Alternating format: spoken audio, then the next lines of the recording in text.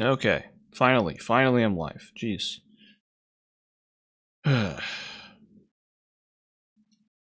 have to forgive me for being super late today.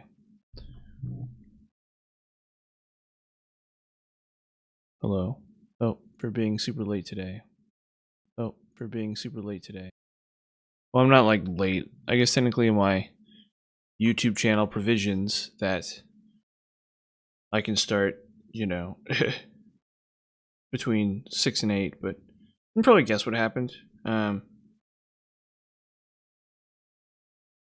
can probably take a good old guess what happened, and why I'm not here on time.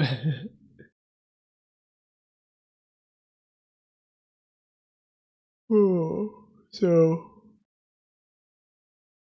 let's get started.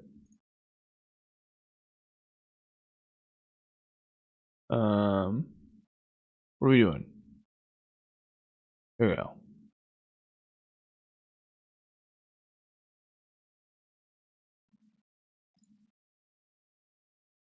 Okay. Well, the good news is we get to play some Dark Souls 2. That's the good news.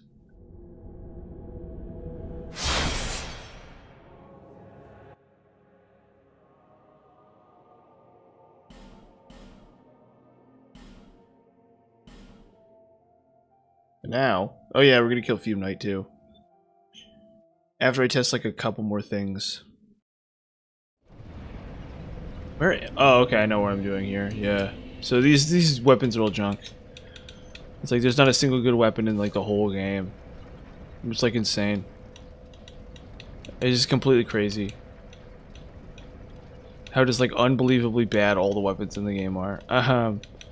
So we'll try Yorg's Spear and we'll try Roaring Halberd, and that's gonna be it. I think once we do those, I'm out of energy to try weapons, and for them to be bad, as you can well imagine. So okay. Yeah, I don't know what it is. I think I'm sick or something, unfortunately.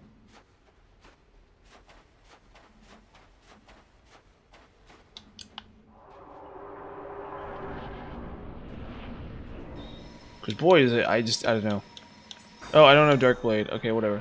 We'll try it anyway. All right, let's just Lightning Blade it. Whatever. It's good enough.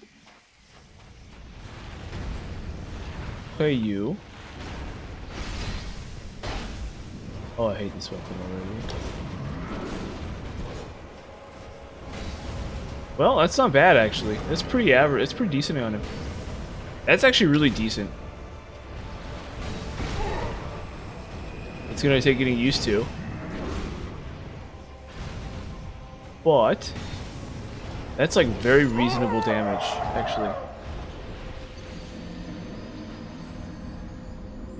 So we're gonna try Yorg's Spear now.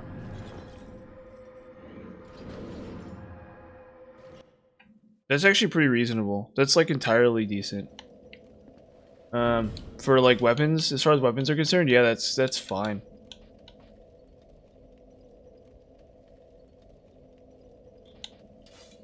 Like weirdly good actually. That's like weirdly good. I guess we could try whatever it's called too.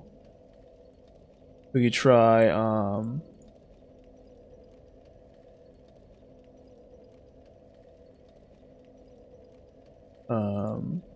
whatever it's called. Wait, is it not going? Oh. And why I'm not here on time? And why I'm not here on time? And why I'm not here on time? Sorry. Yeah, sorry, I'm just confused, I guess. Whatever. Okay, so we'll try this weapon last. This will be our last weapon. This will 100% be our last weapon to test. Which will be Yorg's Spear. Old Yorg's Spear. Yorg's got it better than a millionaire. That's because he's smarter than the average bear. Oh well, you know. We'll try this out.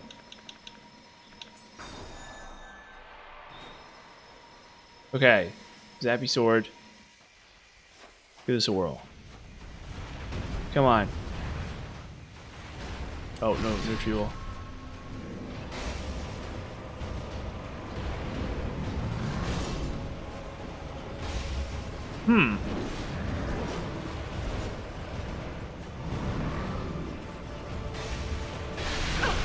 Yeah, it's just useless.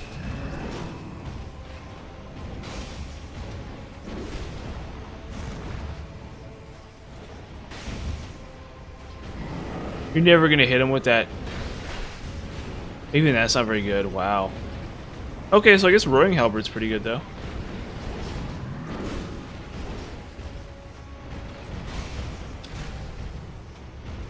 When I got a 500 hit there. Okay, well, I'm done with these. This is fine. I think I figured it all out. So we're just gonna start slamming through the game.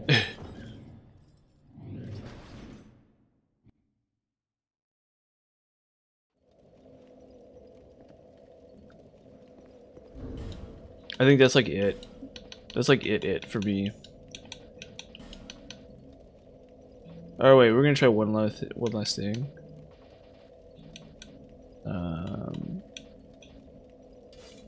I guess we try this. Whatever. Why not? Let's give this one shot.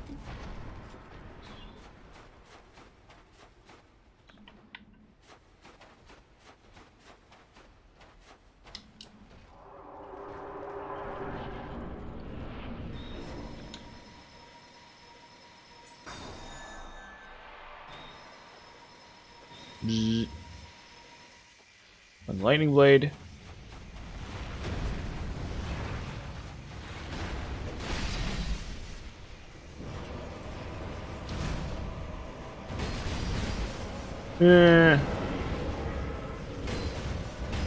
What?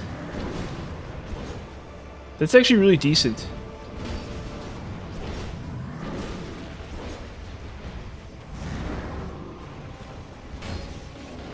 That's actually really, that's viable. That's straight up viable. It's not amazing, but it's like basically viable. That's crazy, dude.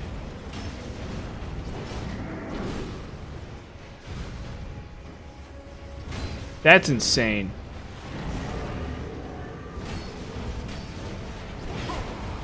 Yeah, it's not good. It's not good, but it's viable. That's literally viable. That's crazy. That's literally the craziest thing that I've seen so far. That weapon is just as good as any other. It's like better than a lot of the weapons that we've used. That's incredible. Okay, well, that's interesting. And I guess I could just try this now. Oh, what game did you buy, dude?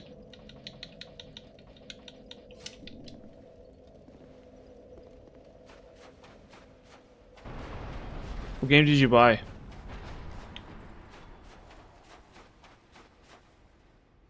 "60 Seconds Randomize." I've never heard of that. Or no, I think I have. I think I've heard of it, but I don't know what it is.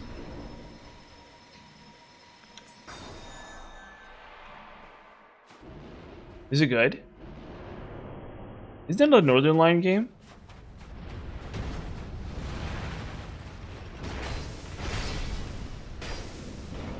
Oh yeah, no, I know which game it is. It's the one where you're the family in the bunker, right?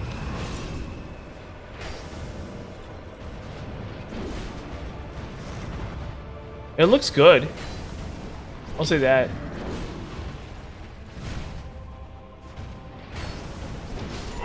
Wow. Huh.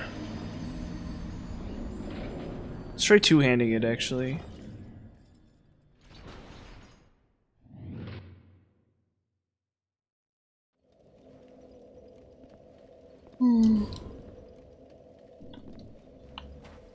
Yeah, let's try two-handing it.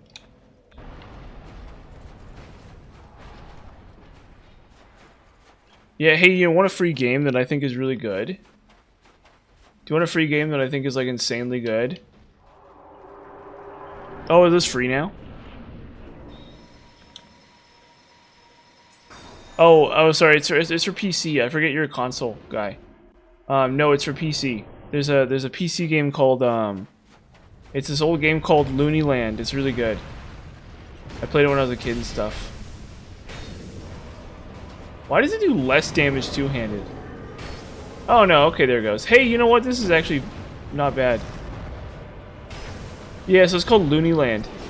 But you have to download it online, on like a website.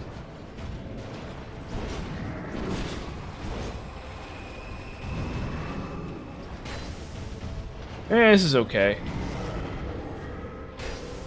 Honestly, this is okay.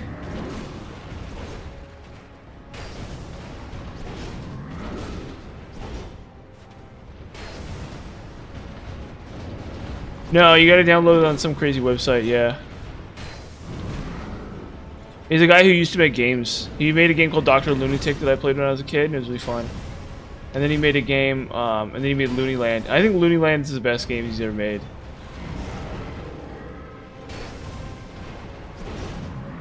Honestly, this is viable too. I don't think it's good, but I think it's viable.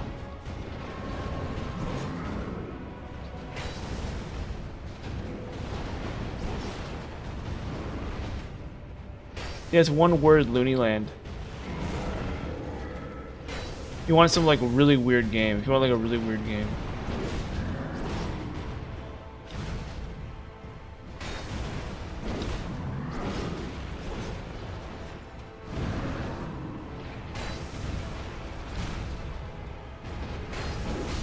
Okay. That's viable. That's viable. That weapon is full-blown viable.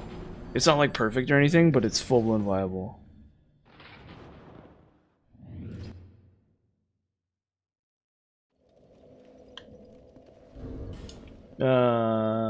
Yeah, that's weird. And it's 140 counter damage too. So no, it's hold up, it's Looney Land. Looney Land, like that. Yeah, check it out. It was when I was a kid and stuff. I'd play it. I guess we can try the Dark Iron Twin Blade again. Give that one last shot. But I think we're done with testing here.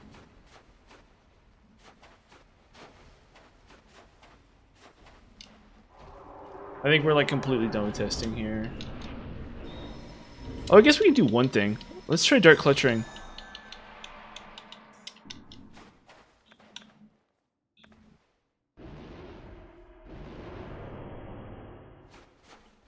Huh.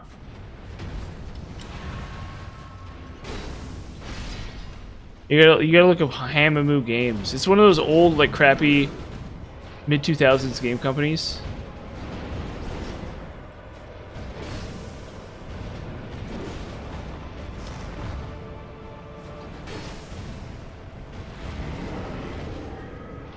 Man, the stamina regen is like really punishing now.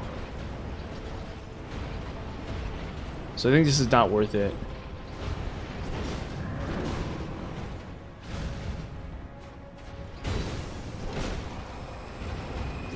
When I was a kid, I really loved Dr. Lunatic. When I was a kid, I loved Dr. Lunatic. Dr. Lunatic was freaking amazing when I was a kid. Yeah, oh, there you go. Yeah, get that. Yeah, is it free? I don't know. He used to offer them for free. You used to be able to get them for free. Let me look myself, actually.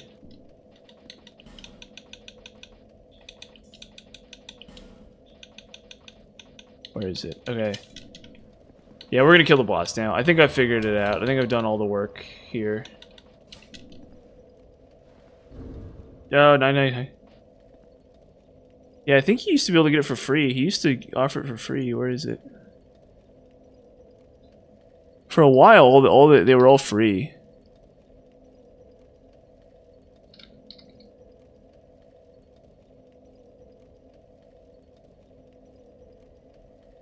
Oh yeah, you can just download it for free on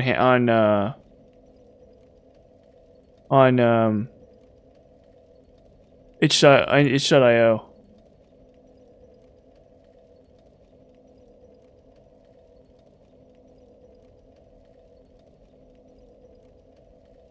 Huh. Apparently he did some bug fixes too. You can download it. You can download it for free. This game's freaking amazing. Patch notes for Looney Land 3.1. What's up with... So this is in...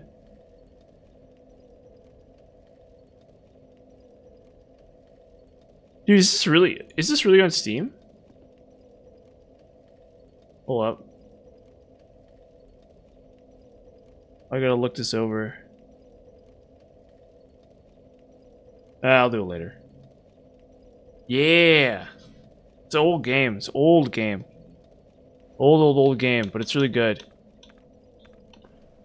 Like a super crazy old game, but it's really good. I might actually buy it on Steam and play it on stream or something, because it's really good. It's like actually shockingly good. And there's a sequel that's even better. But it's like an old school RPG. So unless you like old school RPGs, you're gonna hate it. But if you do like old school RPGs, it's really awesome. It's like way too hard though. For whatever reason. There's like a bunch of really hard bosses, and like the mechanics are just completely crazy. Make no sense. Really great game though. Yeah, I don't know. Kind of has a little bit of that energy, I guess. Oh, Rapier, thank you for being my friend in these trying times.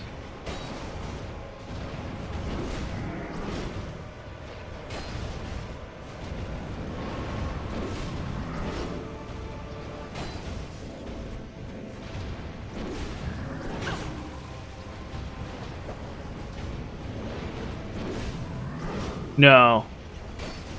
I've never played PUBG in my life, actually.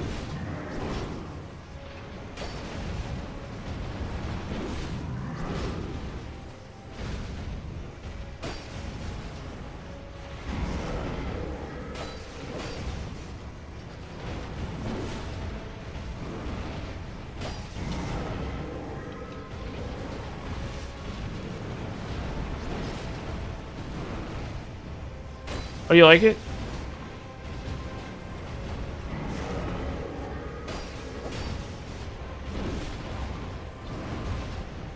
I don't know, it's not my cup of tea. I like fantasy and, you know, stuff like that.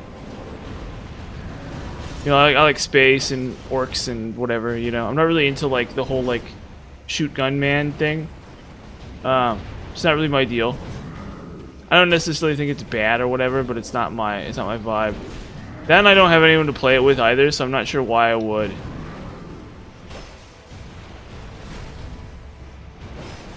Honestly, it does sound kind of fun, because what you do, actually, PUBG actually sounds pretty good.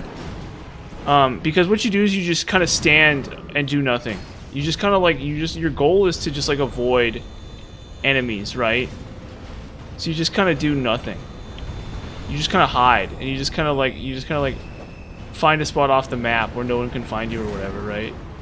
And you just like hide there. And that's like actually how you win at PUBG, right? And so for that, I kind of like it conceptually. It also is kind of an interesting, the Battle Royale formula is actually kind of an interesting reduction of the whole like competitive video game like microsystem or system, because like realistically speaking, only one guy really wins whenever you play a competitive game. Like, this is like super controversial, but like there's only like a handful of players at the top no matter what, and so it's kind of an interesting like reduction of that I have to admit I kind of like conceptually.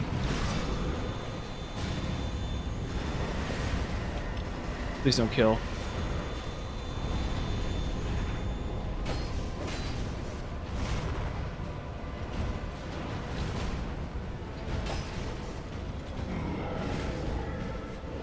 I should be doing a Grave Gauntlets here. I'm just trolling, why not?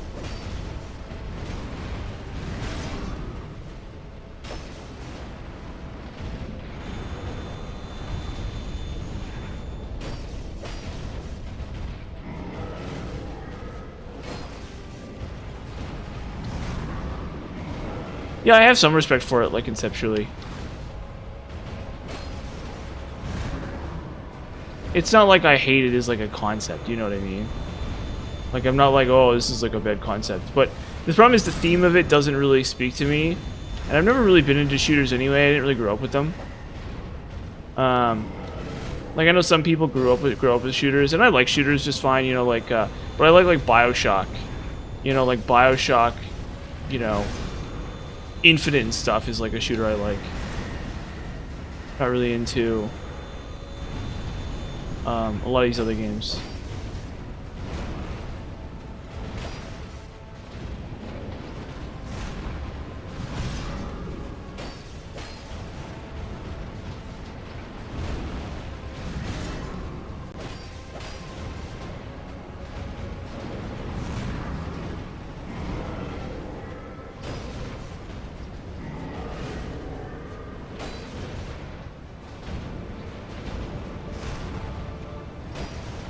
Yeah, plus I play League of Legends, so I don't know if I really have time to play a bunch of... But then again, maybe it'd be kind of fun. I don't know.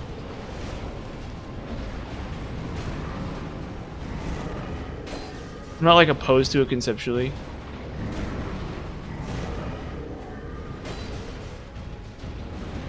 But I definitely am not going to install, like, a 20 gigabyte game. Yeah, well, you're a lot younger. So League of Legends was really new when I was in high school. So when I was in high school, League of Legends was super new, right? It was like the new thing. It was like the thing to do when I was in high school, right? So me and my friends played League of Legends. Yeah, that night is fuming. Oh, does she really? That's interesting. That's actually really interesting. Because she's probably my age about it or something like that, right? Or she's probably older than me, even.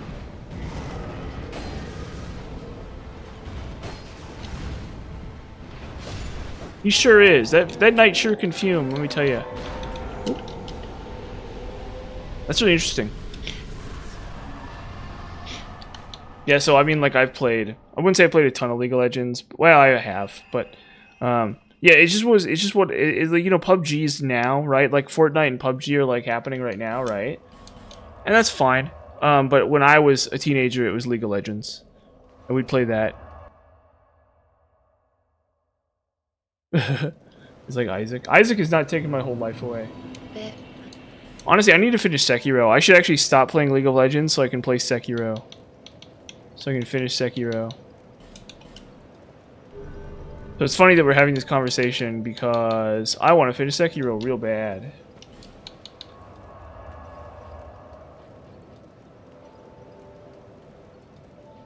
I want to finish Sekiro like real bad.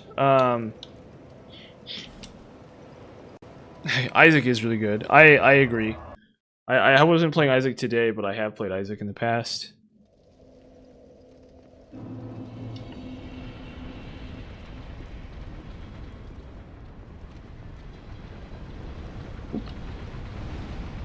Okay, so I guess it's just Sir Alon. Sir Alon's coming up, everybody. We're gonna kill Sir Alon. This guy's like a joke. This guy's like a funny haha joke.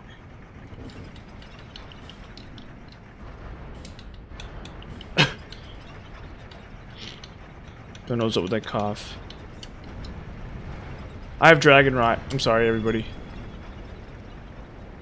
I have the dragon rot.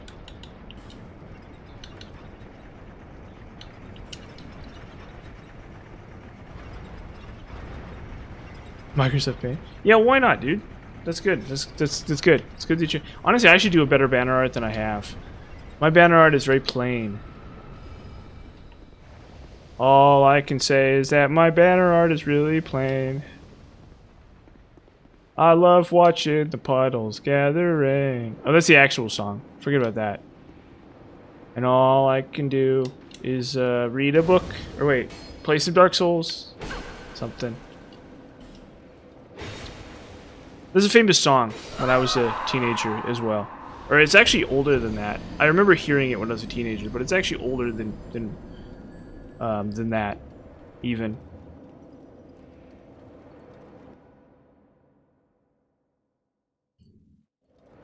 I'll look at your banner and I'll rate it. Alien versus Predator recreated in DS2. I wish. That sounds like a good idea.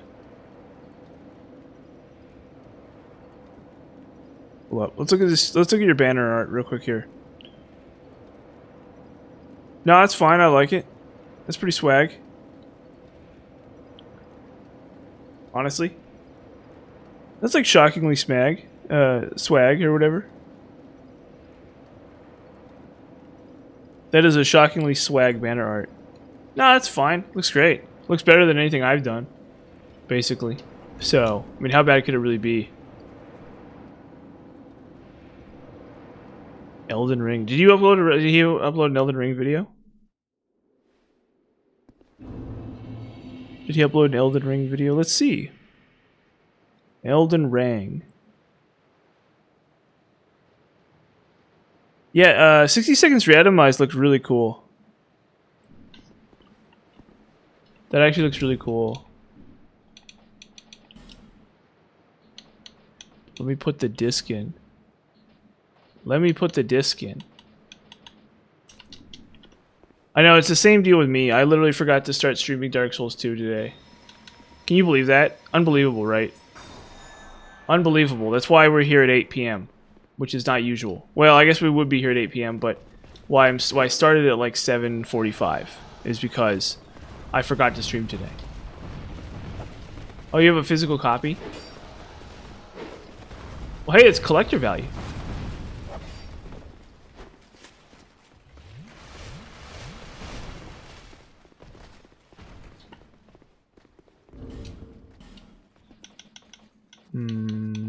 This. Yeah, thanks, man. Oh, you're talking to Ralsei. Oh, fudge. Oh god. Oh god. Oh god. The goons. Yeah, have a good night, dude. Thanks for showing up. It's been fun.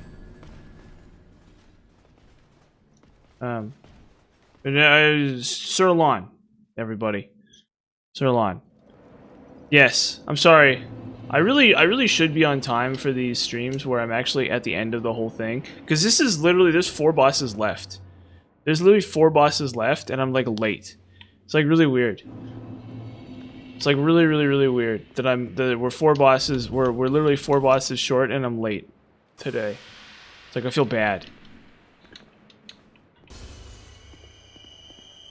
I feel really dumb. But I don't understand how this works. You know? Like, what happened was I took a snooze, and I set 1 alarm, as opposed to, like, 3 or 4. Well, that's what I should have done. I had an alarm at 4, and I was like, oh yeah, I get 2 hours to get ready. To, like, chill and stuff. Oh, shoot. That's what I said to myself, right? And then what happens was, obviously I don't wake up for my alarm, and then all of a sudden, at, like, 7 p.m., my eyes pop open like that Squidward meme. I'm like, oh shoot, I forgot to live stream Dark Souls. And that's what happened. And then, on top of that, so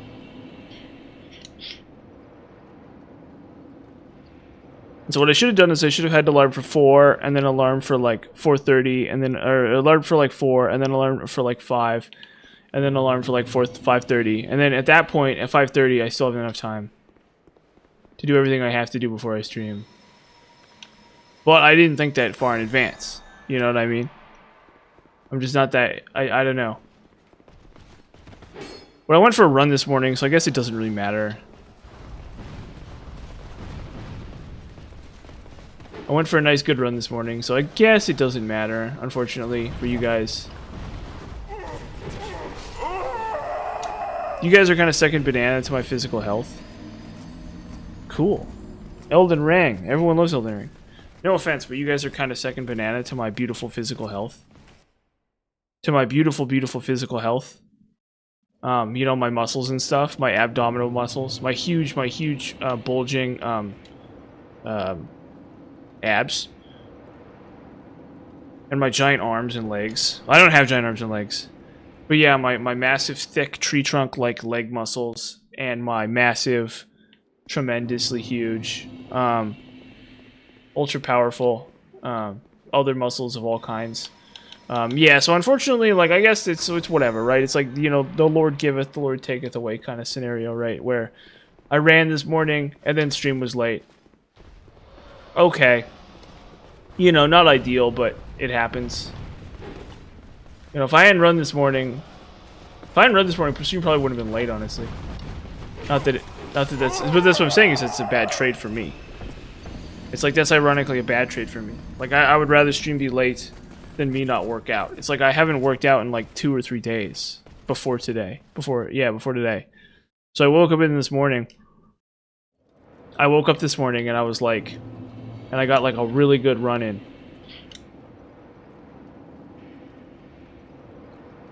I got a really good run in. Or, yeah. And then it was like, from there, and then I like got home and I was just so exhausted. Because I slept like crap. And I'm like, okay, well let's just, you know, we'll just take a nap before stream. And that didn't work out. So I actually ended up sleeping like 4 or 5 hours.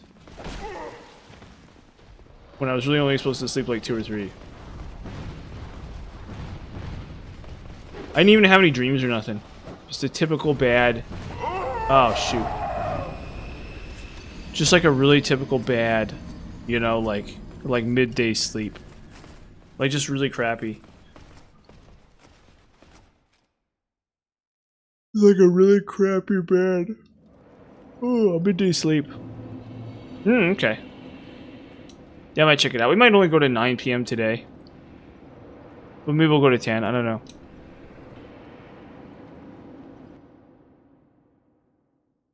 I need to, like, reorient myself and get... Oh, yeah, maybe we'll go to 10. I don't know. We'll decide later.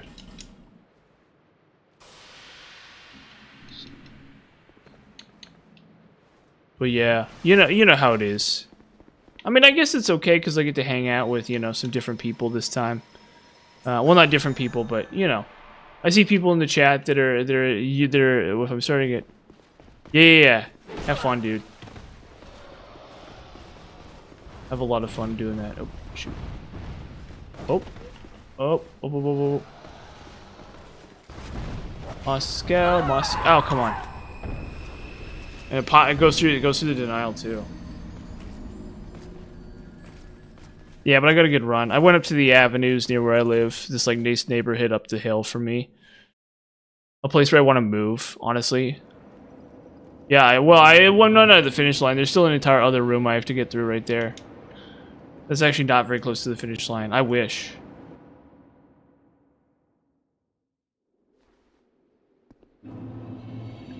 Yeah, I mean, you know, it happens. You know, physical fitness and sleepy time get in the way of everything, you know.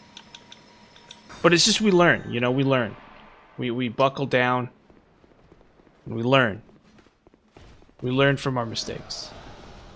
Instead of making them again. Next time I do that, I'm gonna set like 10 alarms or whatever. I'm gonna be like, oh, alarm at 5, 6, 7, and 8 or whatever. Or I'll have like a good number of alarms ready to go, and then that way I won't be late again if I can avoid it. I guess technically my channel has the provision that I can start between 7 and 8, so I guess I technically didn't violate my own rules there. Oh shoot! Ah, the fireball got me too. It's so depressing. Oh, what should I do for my next stream? I want to hear your suggestion, because it's gonna be Demon Souls.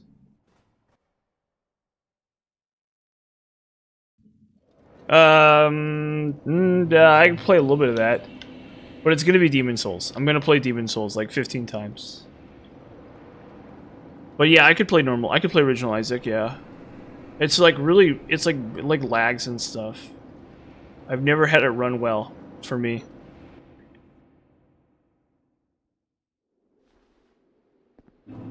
I'm not even sure that it can run well on a computer. Like, every time I've ever played it, it always runs like crap.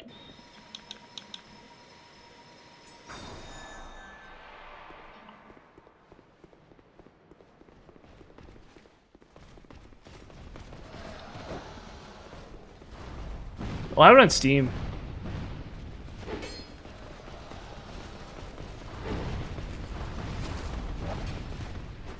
Smooth.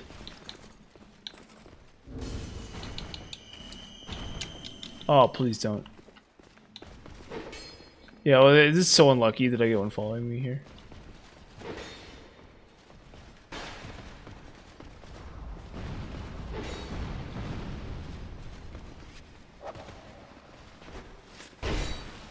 Yeah, you just walk through it.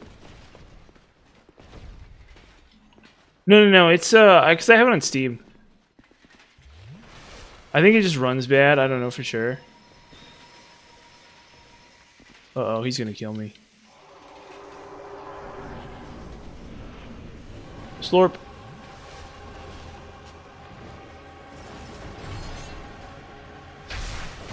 Oh, crit right off the rip. Oh, fudge. Oh, there goes Hitless.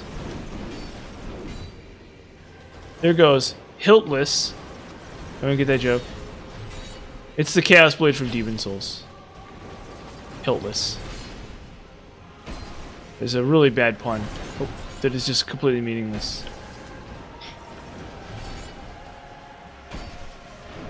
Bruh. It might be the live stream. I mean, technically, you're consuming a huge amount of data. Oh, fudge. To be able to live stream this. To watch my live stream. Oh.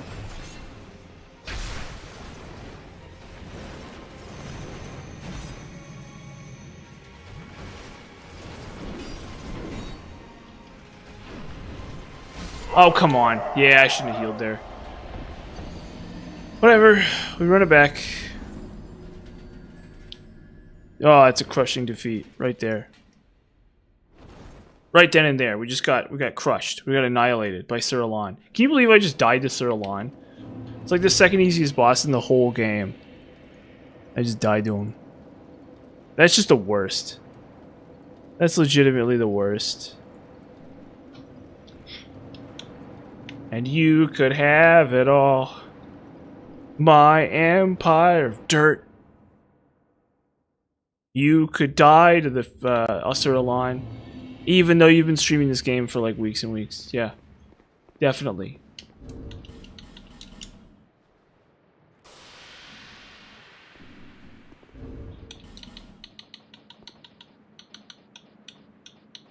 Let's see here.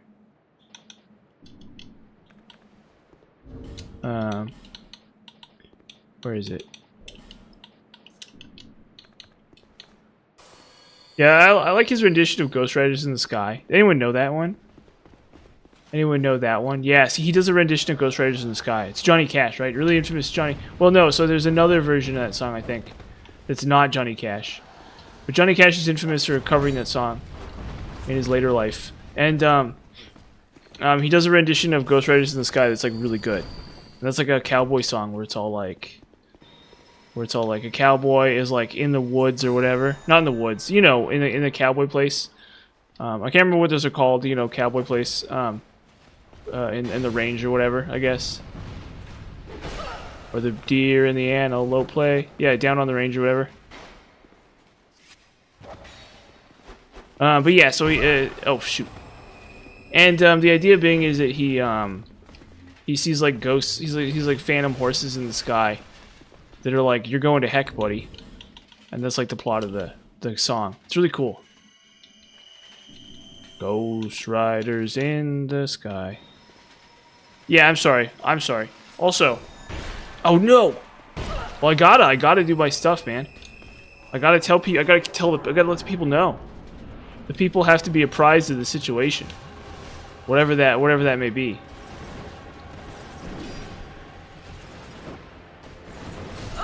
Oh my gosh. Well, you know what? That's disappointing. I gotta keep the people apprised of the situation. I gotta tell people about Johnny Cash or whatever. You know. Now my dexterity, how's that going? Dude, you're blasting through these games, man. That's crazy. Cause didn't you do int before this and now you're just like blasting through dex or whatever? Oof.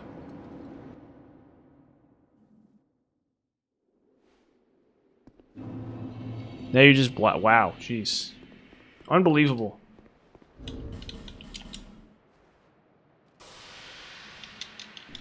Dude, it's so crazy to me how I'm like not that good at this game. Like I don't want to be like overly like pessimistic about myself or whatever, or about my the quality of my play. But the more yeah, wine, that sounds perfectly good.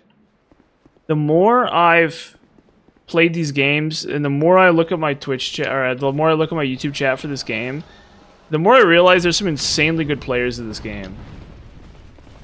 The more I realize that there's some just like freakishly insanely good players for this game.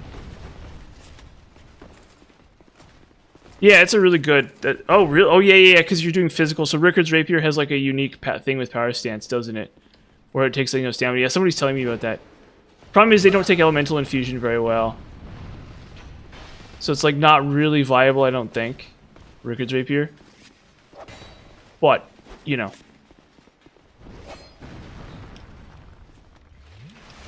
Oh, by the way, you know which item is actually like creeper viable?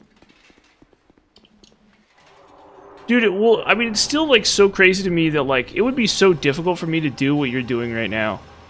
Like to just like not die at all with like a character at all would be very difficult for me.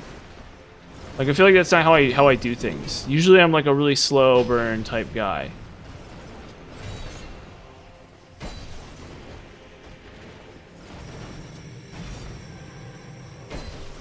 Like you guys are like, oh.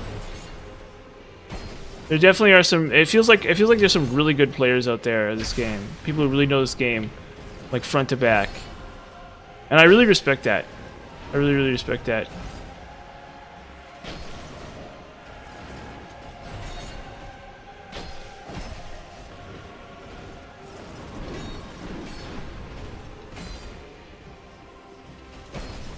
Considering I would struggle to do as fast as you've been doing it.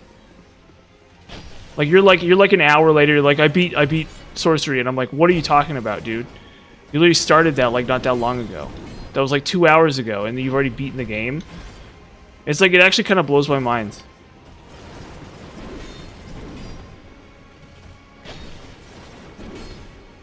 Like it's like that level of consistency is just I don't think I have that level of consistency.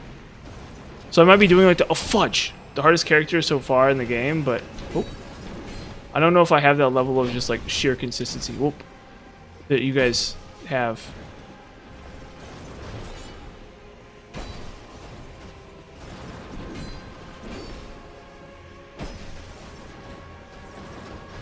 Oh come on, that's cheap. That's so cheap. He was really close to me. His angle was weird too.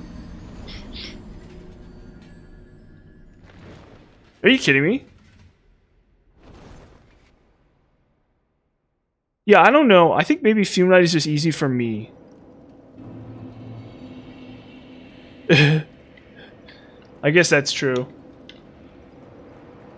You're using, I mean, if you're using sorceries, that's like kind of cheating a little bit. Then, you know, I don't know. I don't want to take away from your. You've obviously worked really hard at this game, and I don't want to be like. So it's really impressive to see really great players. Yeah, but you probably wreck some other boss, right? You probably wreck like a Lana or something, I take it? Like, there's probably some boss you probably do really well on, right? I don't know what it is about me and Fume Knight. Me and Fume Knight in particular, and Sir-Alon to a lesser extent. Most of my cycles I've just obliterated Sir-Alon too. For whatever reason, I'm not doing so hot against him right now, but... Oh.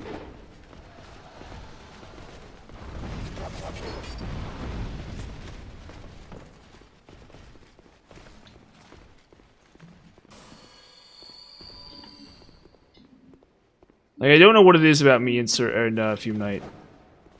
Me and Fume Knight have a very special relationship for whatever reason. Oh, shoot. Oh, come on.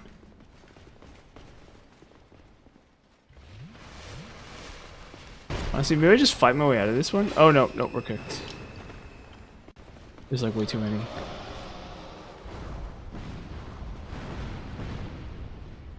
There we go.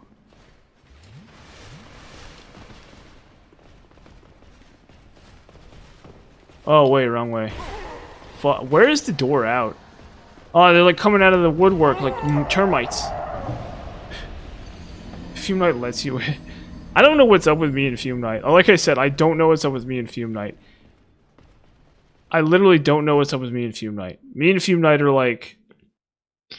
It's like I pick up a rock and there's just ants crawling all over it. There's just swarms of and they're black too, like ants. That's the crazy thing. Yeah, have a good night, dude. They're shiny and black. They have shiny black carapaces, just like real ants do.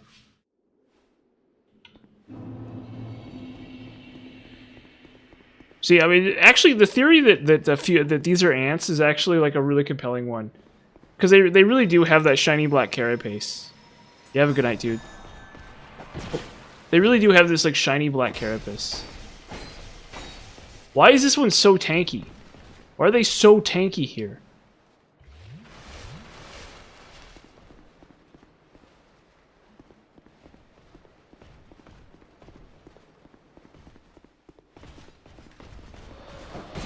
Whoa. You know the fun with the DLC bosses?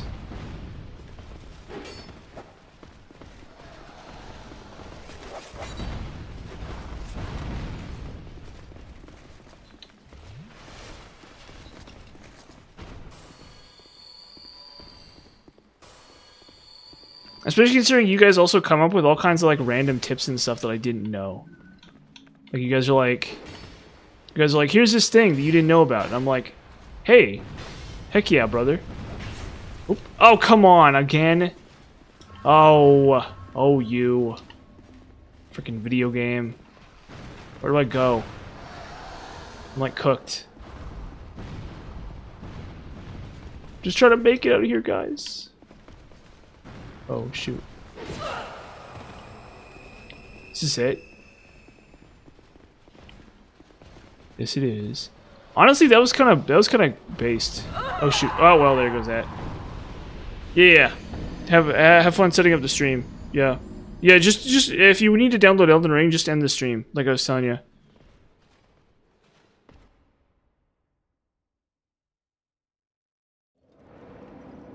I don't know. Are you going to do the strength characters for these characters you're doing? You should do the sorcery character with sorceries in the DLC.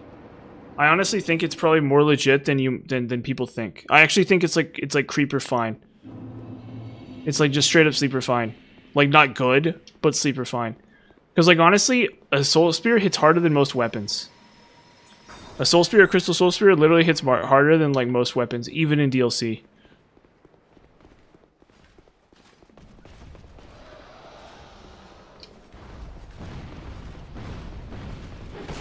Oh fudge.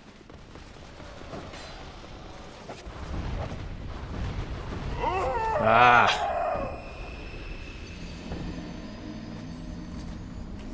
Yeah, Dex is really fun.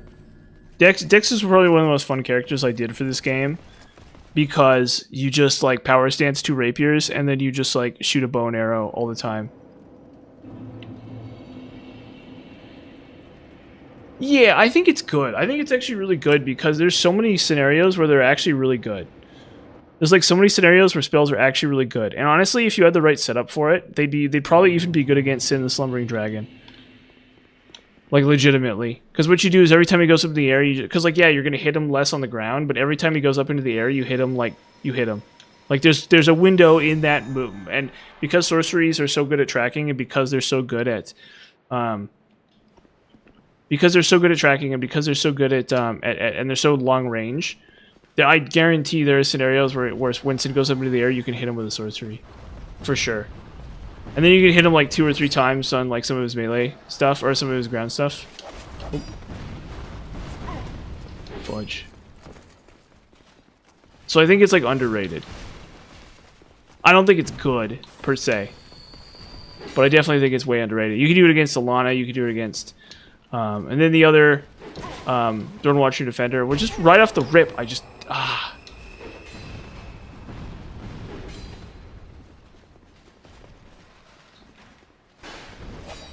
They're calling me Sleepy Delve. Oh, that's what's going on here. They're calling me Sleepy Delve. They're like, Sleepy Delve doesn't know how to dodge Elan Knights in the memory of Elan, or whatever this is.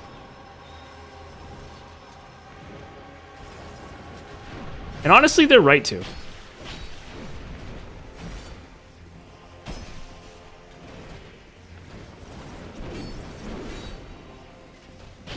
That's legitimized.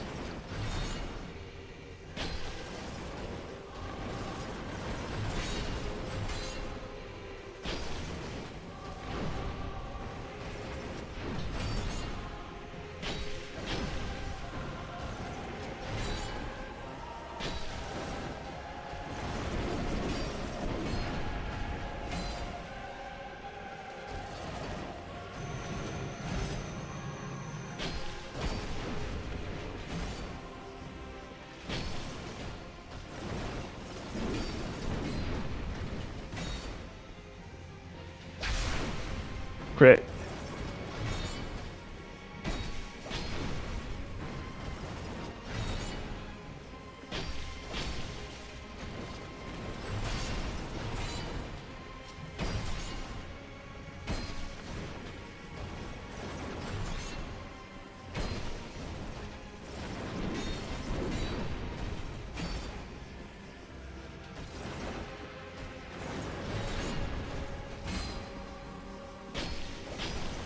Boy, he's really put us into a weird corner here.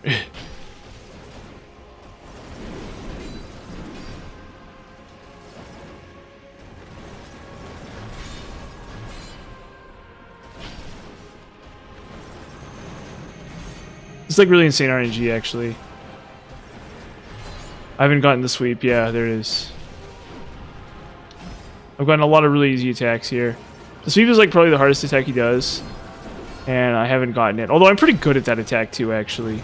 Usually it's that attack that gets me right there.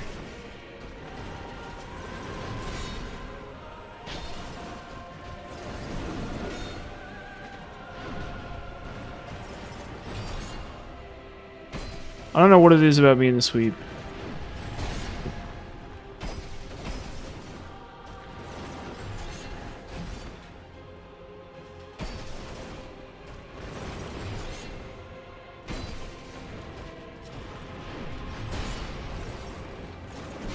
Oh, come on. Yeah, there's delay on that. You need to be behind him for that. It's like it's stupid. It's a good ring.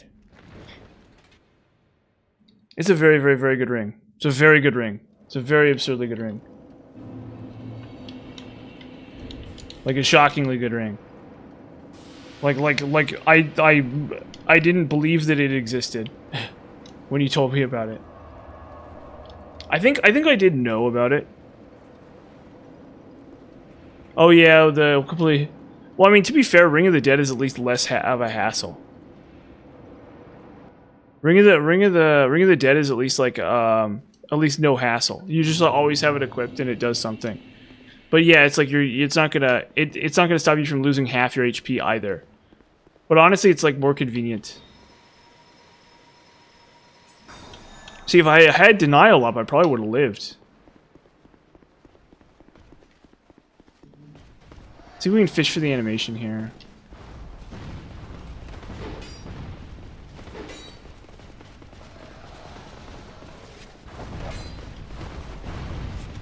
I got pigs. Yeah, on the first cycle I got pigs, actually, on Alana.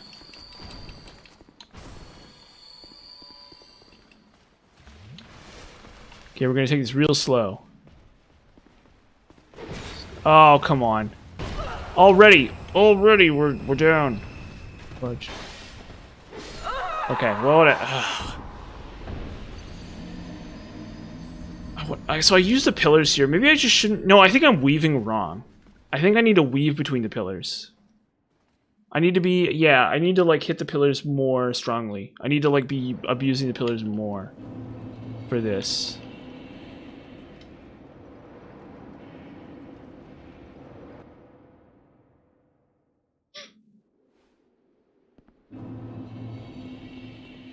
Yeah, I think if Ring of Binding did both, it'd be really good. I mean, Ring of Binding, I think, is actually really good. I think it's very underrated. Especially if you're like well, obviously, if you're like a new player, it's really great. But even if you're like a relatively skilled player, I still think it's actually really good. Because in that way, you have infinite human effigies for like actual hard bosses. It's like, oh no, I don't have a human effigy for you know... I don't have a human effigy ready for, you know, stupid Covetous Demon. Oh god, no, right? It's like you don't need a human effigy for Covetous Demon. Oh no, I don't have a human effigy for Mytha, the Baneful Queen. But then you have like 10 or 20 human effigies for all the bosses that actually matter at the end of the run. And so I actually really, really, really like Ring of Binding. I think Ring of Binding is like really good, and it's extremely underrated. It is so amazing. I love Ring of Binding so much. Although, to be fair, I think that the extra HP probably won't save you in that many scenarios, right? So, like, you're talking about, like...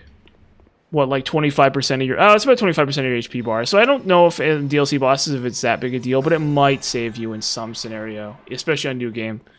There might be some attack that would otherwise kill you that just doesn't because of Ring of Binding. So, I definitely think it's very, very, very underrated.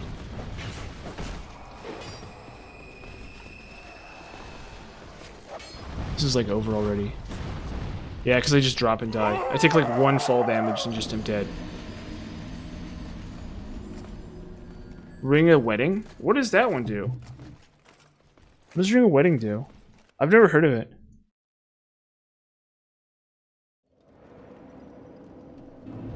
Do I just not know? What is Ring of Wedding? Hold up. Are you confusing it with another ring? Ring of Wedding?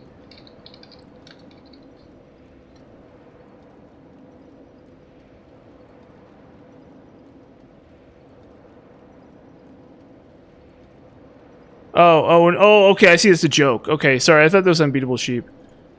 I thought that was Unbeatable Sheep just now. Ring of Wedding. No, I can't wait to get married to Caitlyn. Yeah, I get the joke. Okay. Yeah, no, I can't wait to get married to Caitlyn.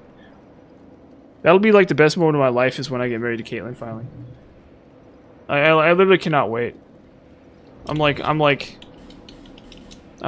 excited at the prospect of seeing her again and then marrying her.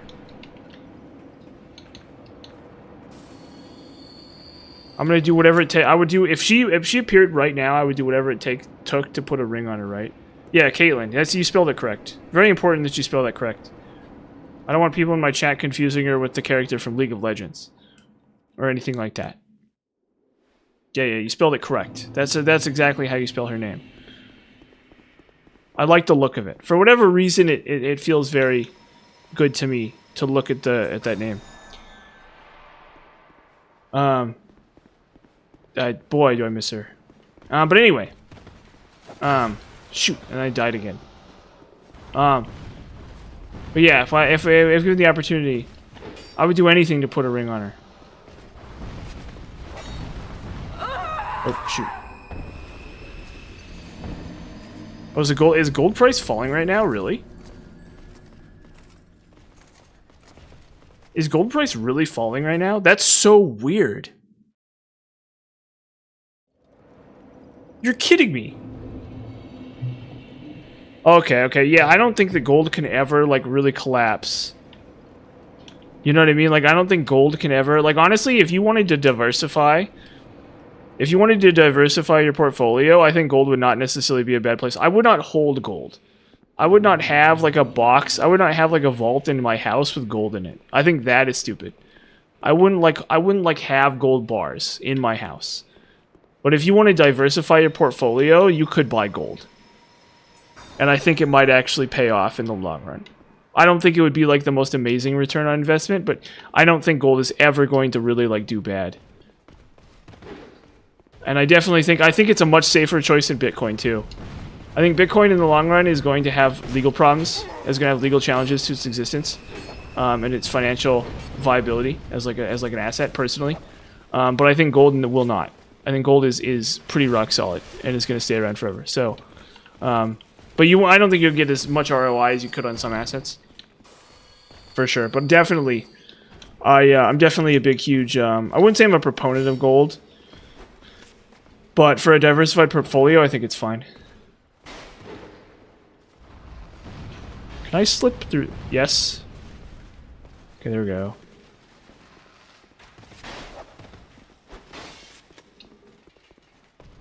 Because I think gold is like... Well, first off, gold is actually a valuable commodity. There's literally always people who are going to want it, no matter what. Oh, I'm getting hitched. I'm sorry. I'm sorry, my friend, but you can... You're doomed. You're absolutely doomed. I'm sorry.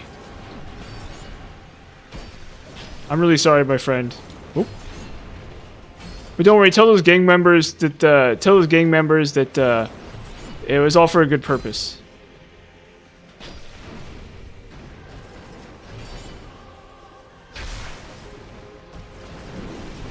I'd do both. I'd figure out a way to do both, okay? You guys are right. I'd figure out a way to do both. I'd save you and get the girl. You know, because I think what she likes about me is my heroism. I think what she appreciates about me as a person is my gregarious heroism. My desire to help people or whatever.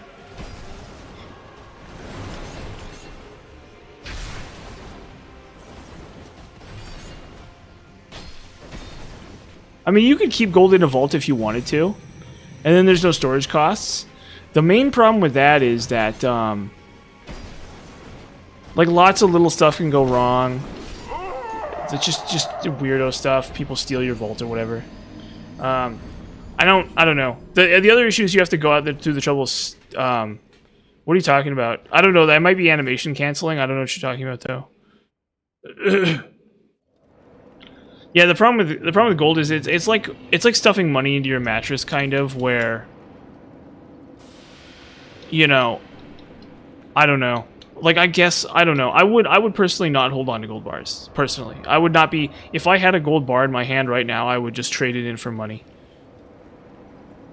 Like, if I just, like, was sitting here and, like, suddenly a gold bar appeared right in front of me, like a big old gold bar, or maybe just a small one, I don't know, right? Like a little tiny gold bar or like a big old gold bar, I would instantly sell it. I would instantly be like, how do I sell this for a good price? How do I get a good price for this? For this, like, beautiful gold bar. And then that's what I would do, right? So that's the issue with holding on to gold, in my opinion, right? Is it's like, yeah, you might get more money in the long run, but it's going to take you a long time, and you're going to be holding onto that gold bar for a really long time. And so I would consider it as more like an asset. Like, in the same way that, like, a stock is an asset or something. I'd have, like, certificates or something that was, like, gold from, like, a reputable dealer or whatever. Oh, shit. Dead. It was what I would do. This is taking me... I'm, like, stuck on... I'm, like, hard stuck. And it's not even the boss. It's the stupid lead-up. I'm, like, hard stuck on this stupid area, and it's the lead-up. It's not even the boss. It's full-blown the lead-up.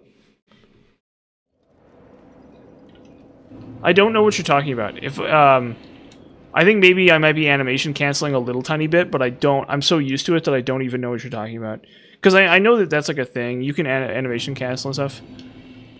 Yeah, I just got wrecked. I just got absolutely obliterated by these stupid freaking enemies. I forgot to turn the hacks on, guys. Sorry. I had them turned off for that. On accident. You know, I gotta hit the hack button. I gotta do my Matrix 90s hacking montage type thing. Oop. And then we beat the boss. Honestly, you know what I think it is? I think it's the gloves. No, I'm gonna keep them on. I'm not trolling. I'm not trolling that hard that I'm gonna take the gloves off.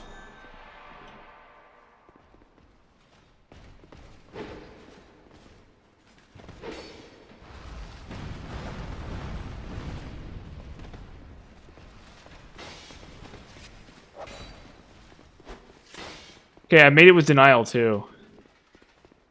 Finally. Finally.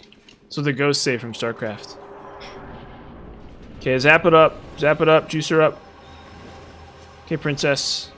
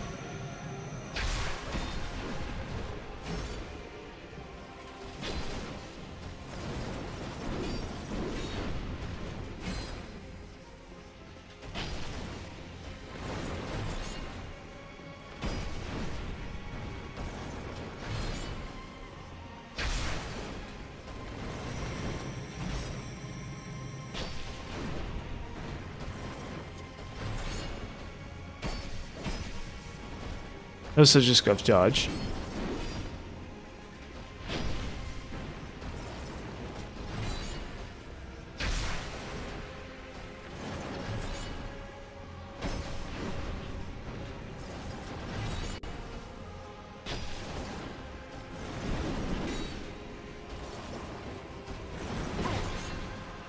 Oof.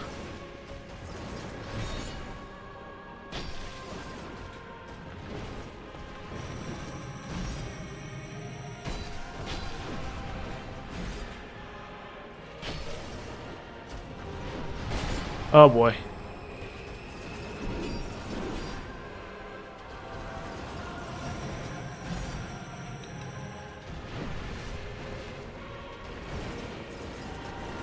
It's so weird that he did that, actually. He just like sprinted up to me.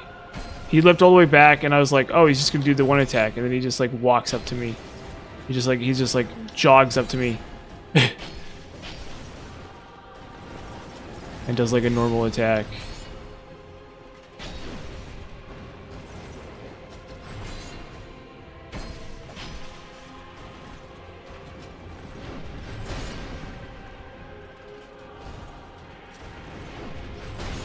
We need to be behind him for this.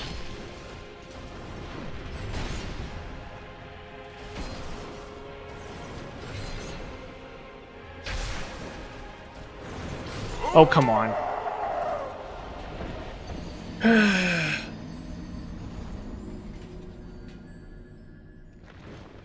Shoot. I don't know what it is. I don't know. I can't believe I'm dying to Sir Alon this much. This is like the second easiest boss in the game. Guys. This is like the second easiest boss in the game. It's like Fume Knight is easiest and then Sir Alon is the second easiest. In that order. There's no in between. And then after that it's like Covetous Demon or something. So it goes Sir Alon, Fume Knight, and then Covetous, or no, it's Fume Knight, Sir Alon, and then Covetous Demon. And then probably like Skeletal Lords or something. And then Dark Liquor.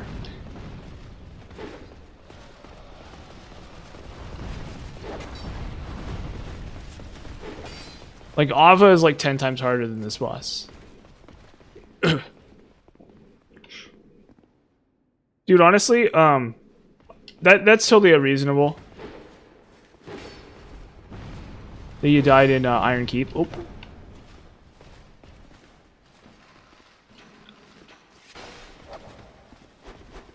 That's completely reasonable.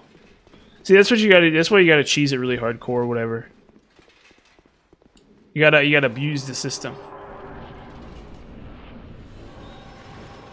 Oh yeah, yeah. So you can't skip the freaking boss even.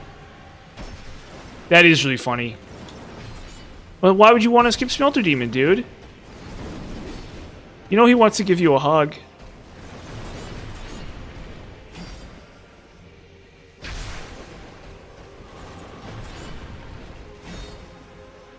You know him and the Pursuer want to give you a big ol' hug?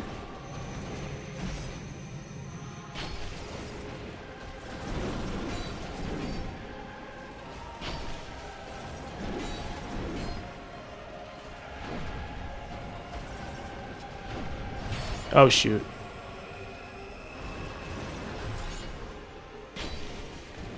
There's Iron Keep for you, dude. And now you gotta start from the beginning.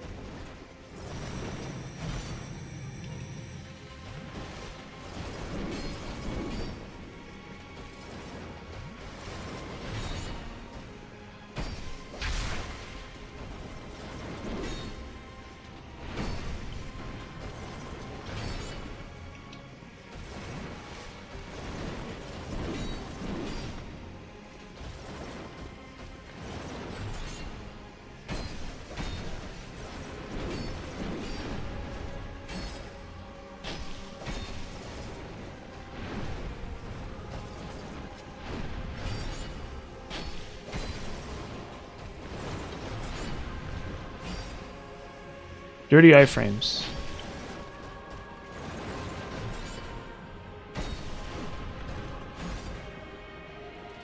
Oop.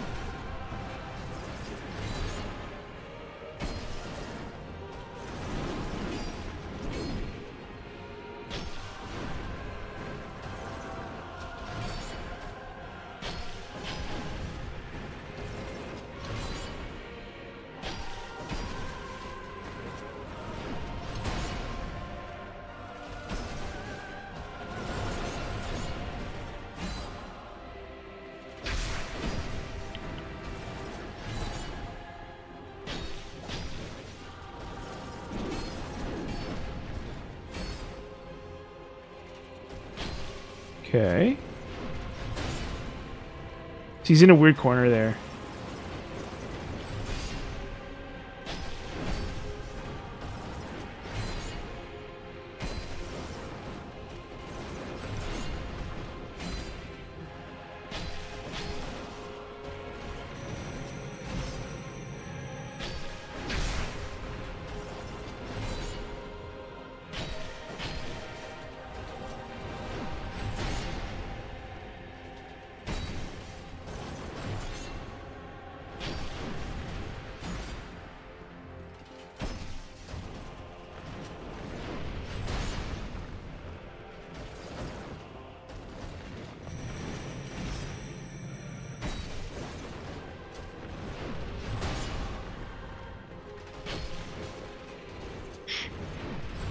Wow, he really loves spamming that today.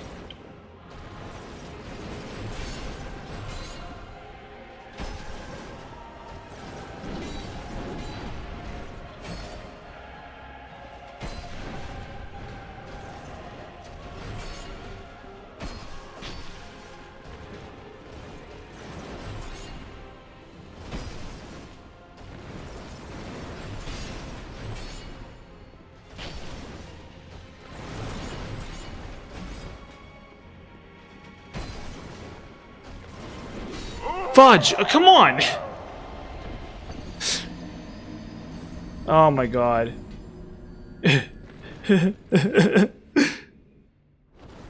No! This is unbelievable. I'm losing my mind here, dude. I'm losing my freaking mind here. This is unbelievable. Unbelievable. How's this go? His knees weak, palm spaghetti. There's vomit on his sweater already. Mom spaghetti. He's calm and nervous, but beneath the surface he looks calm and spaghetti. But he's ready to drop bombs. But he keeps on forgetting his mom's spaghetti. Open his mouth, all that comes out is mom's spaghetti. It's just terrible. I can't even deal with it.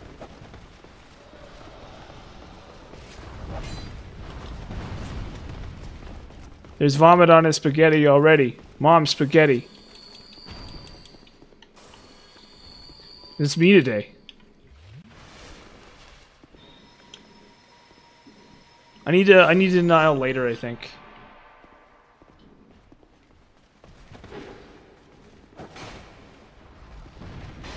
Lose yourself in the spaghetti, you know it, you own it, you better never let it go. Oh fudge.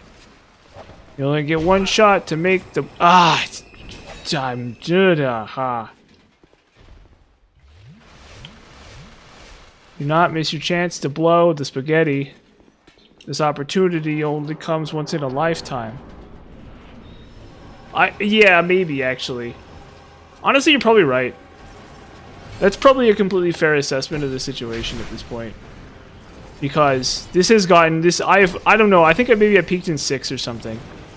Maybe it was 6 that I peaked. I don't know. It's like actually kind of sad that we're in that state right now. Where it's like I'm like wrecking a lawn first try, no problem for cycle after cycle. And then all of a sudden he gets really hard. Oh shoot. Okay, see it's like again, this is just like noob mistakes. This is like a casual playthrough. This is like my first playthrough, I guess. I don't know.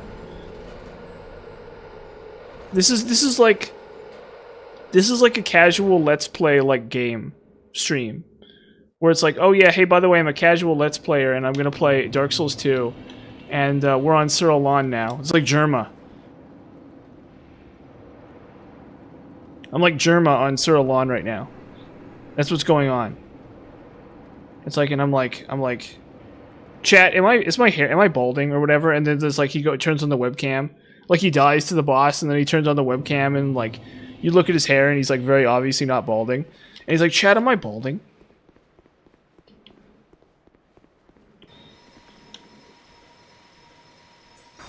And then he does like his old man voice. He's like, this never would have happened when I was a kid. Like this is Jerma. This is like hardcore Jerma moments.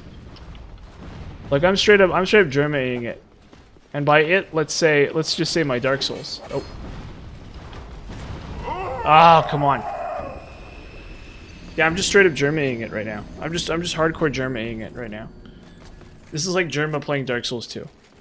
This is like Vinny Vinesauce playing Elden Ring, dying to like the first boss like 10 times, and being like, Luigi, we need to find the princess. That's a better Mario than my usual Mario. Usually I just do like the fake Italian. I'm like, oh mamma mia, I'm from Italy.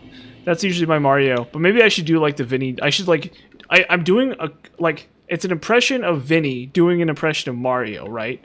So it's like, Luigi, we need to find the princess. Oh, I don't know, Mario. How are we gonna do that?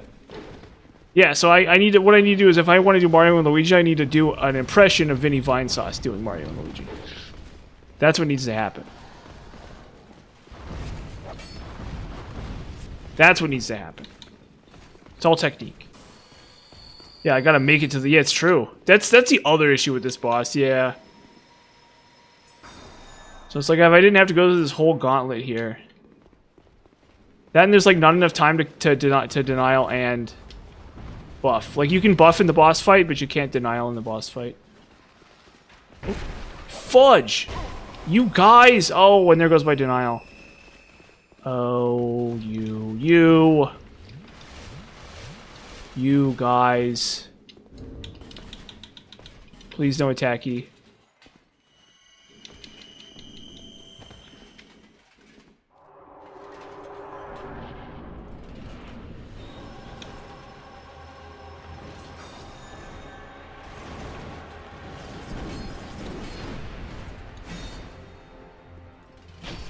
Let's try this.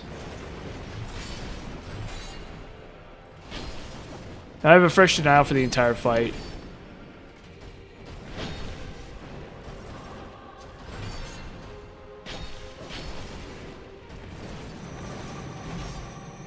Oh yeah, by the way, I killed Corrupted Monk in Sekiro.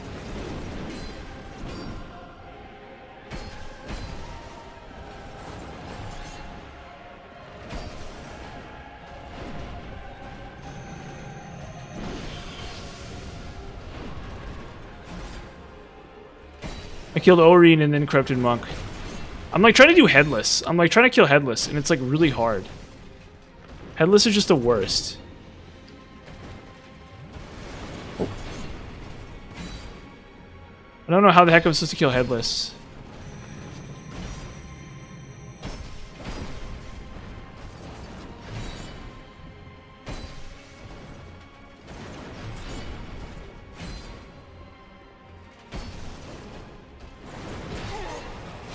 Oh, come on. Why am I dying to this?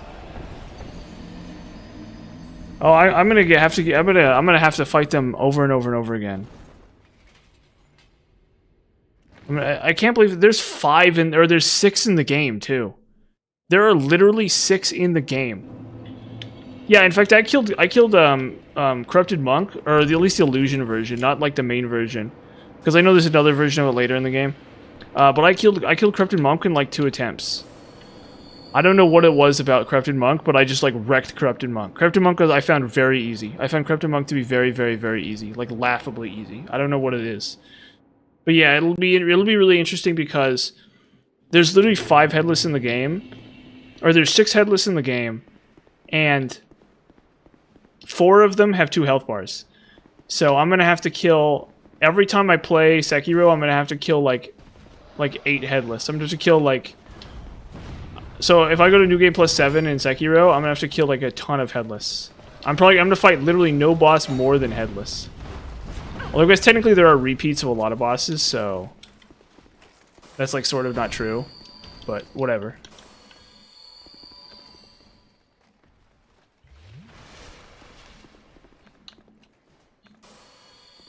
Apparently they're really easy, actually. So would it be like these streams? Yeah, well, it's gonna be like this, yeah, basically.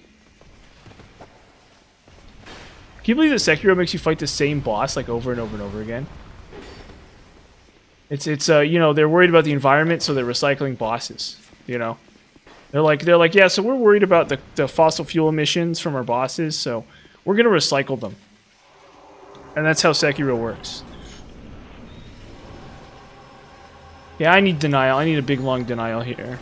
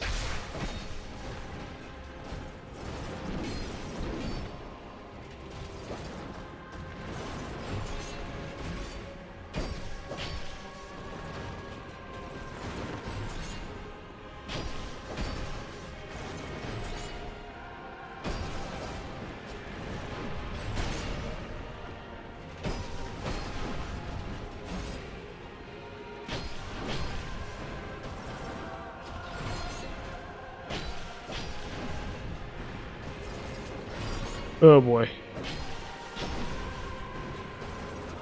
Iframes, kids.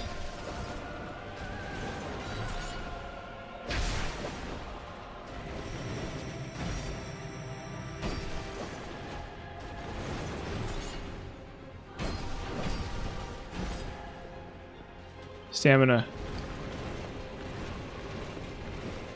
Do something.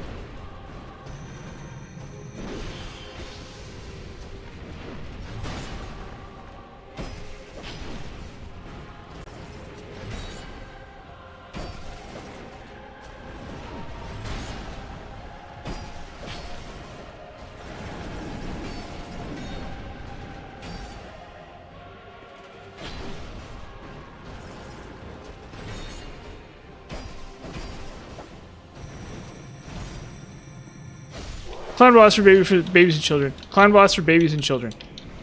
That is a clown boss for babies and children. That is a little tiny baby clown boss for babies and children. That is the little tiny clown boss for babies and children. That's baby's first boss. That's like a toddler sitting there hitting the controller with slobber all over their hands, and they're killing that boss.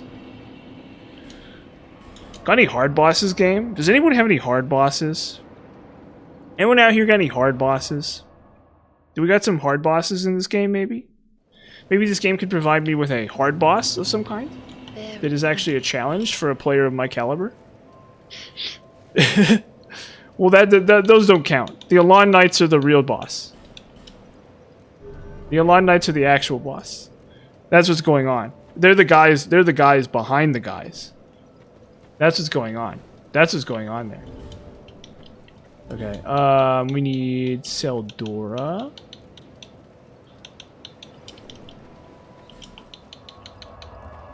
That's what's really going on there. Okay, where are we going? Frozen Lamb Lois. The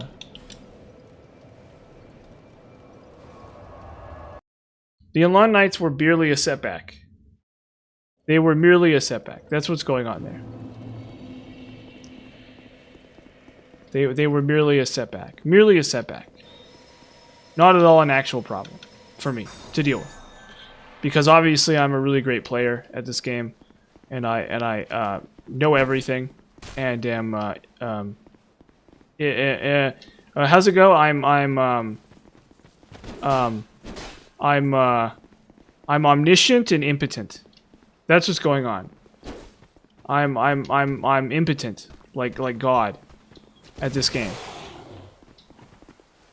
Impotent and omniscient or whatever.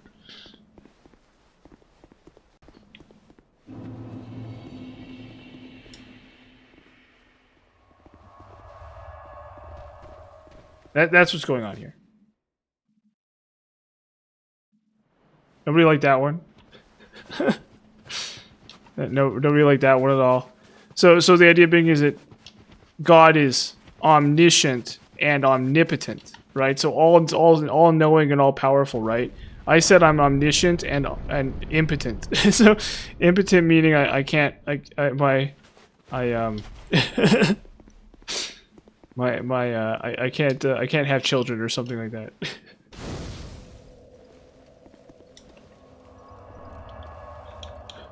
It was a joke.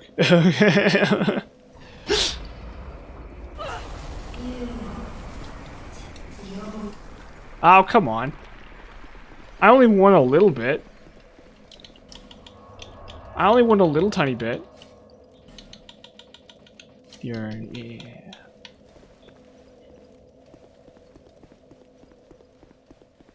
Yeah, I don't know. Yeah, I mean, you know, it's just how I do. Yeah. Yes, that was a joke. I think people thought I was serious. I think people did not get that was a joke. So it's not that funny.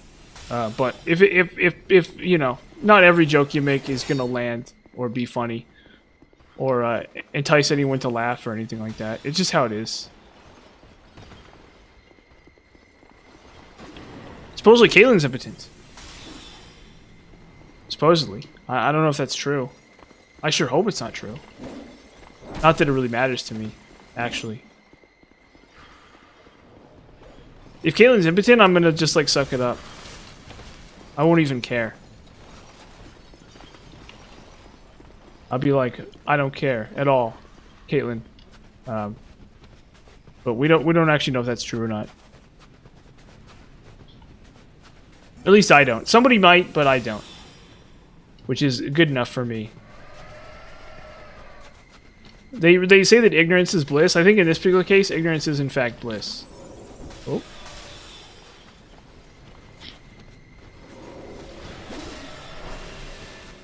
I can't make an impotent joke without talking about Caitlin, because, like I said, she may in fact be impotent. But it's like for you. Yeah, we gotta work on that. We gotta do that. We gotta run it down.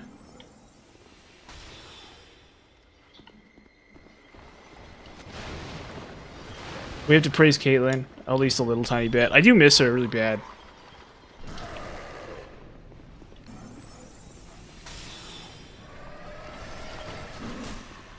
There's nobody like her, that's for sure.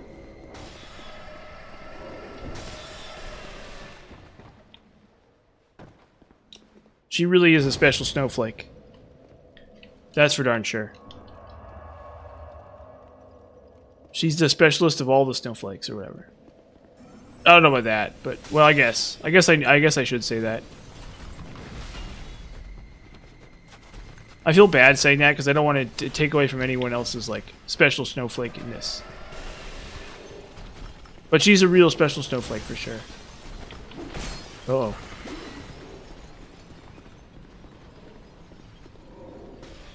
Oh.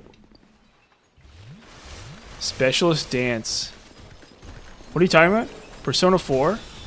Persona, is there a Persona 4 remaster or something going on? Because I need to get into Persona. I should get into Persona like really hardcore. Oh. We're almost done.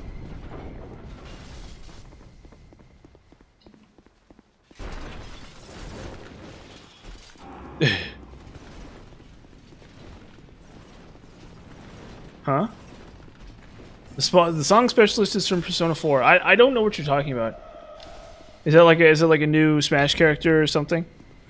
I guess that happened a long time ago where they added Persona to Smash. Huh, interesting.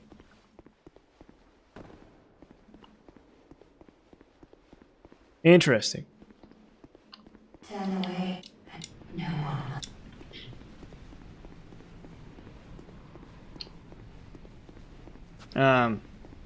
What was I saying?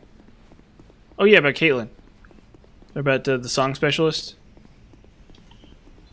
I'm missing out on what? What am I missing out on?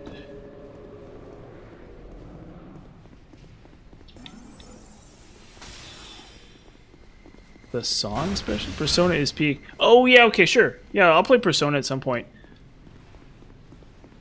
Maybe I'll play Persona or Shin Megami Tensei. I don't know. Problem is they're not really very action-oriented, I don't think.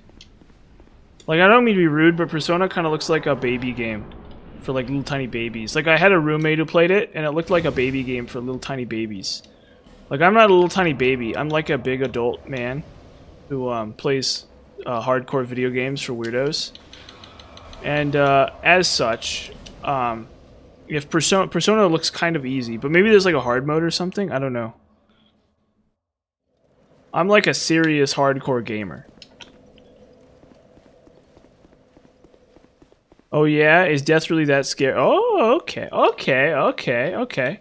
See, this is the kind of thing that you're selling me on it right now. That's what's going on here. I'm suddenly hearing about this for the first time, and I'm like, oh, okay. Okay.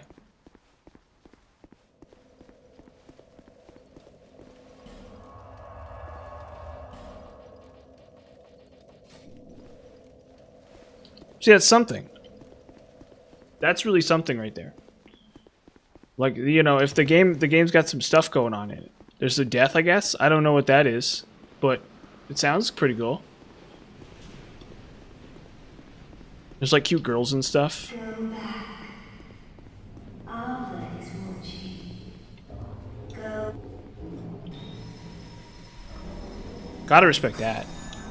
Gotta respect when a video game has a bunch of, like, you know, anime girls or whatever in it. Oh, the Grim Reaper? Yeah, see, I don't know. Go. Do not seek the.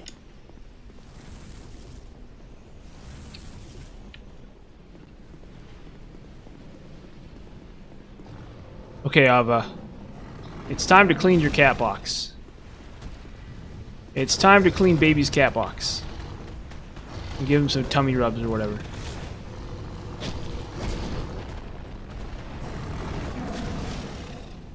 Oh, I forgot to equip a second weapon. Uh-oh.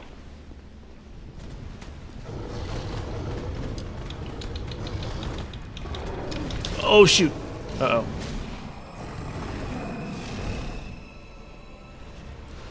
Oh, okay, so that does break denial. Okay, cool.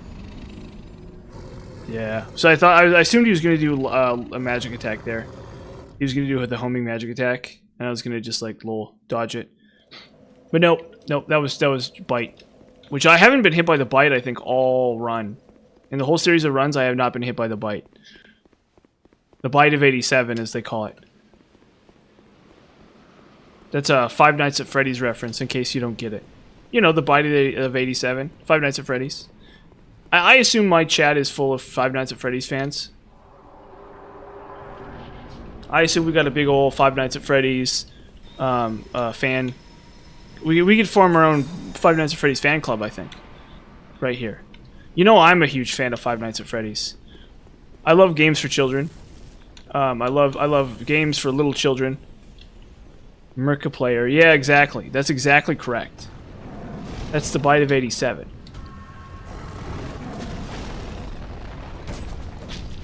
Oop. Uh-oh.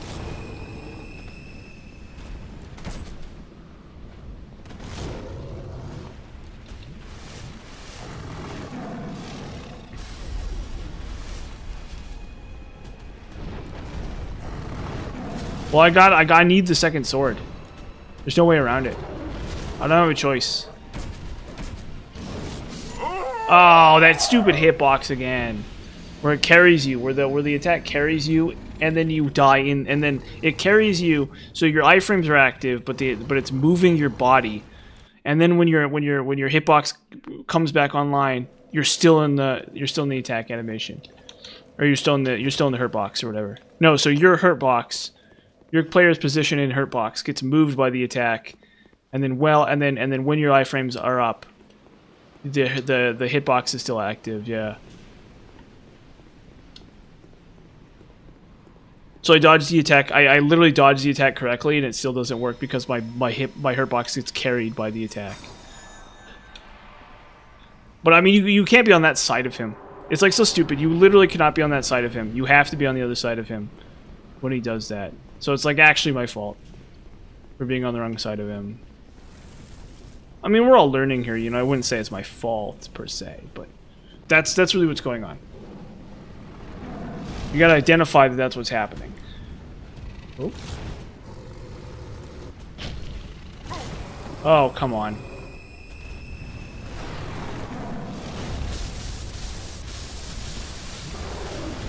No! This is like the worst. What's going on inside of my head today? My hands, they're like there's like a lag, input lag between my hands and my hands or whatever. That's insane. Honestly, it's probably the new controller. I'm starting to think it's the new controller that's holding me back here. Even though I killed Corrupted Monk first try with it, and even though I've like had really good success with it, I think just barely it's somehow getting in my way. Somehow, you know, we'll just come up with something. Yeah, it's the controller. It's definitely the controller. Absolutely. You know, that's just how it is. Also, something I don't understand about my controller. Okay, so I bought this official Xbox controller, right? And there's like a battery port on it. Okay, so I just plug it into my USB, to a USB port, right? I don't put the batteries in, right? That's like dumb. Why would I do that? Okay. The thing is that there's no USB range adapter. So I don't know, even if I put batteries into it, I don't know how it would be a wireless controller. I'm like confused. I'm like, how is this thing communicating with my computer? Is it like built, like what is going on with this thing? Is it Bluetooth?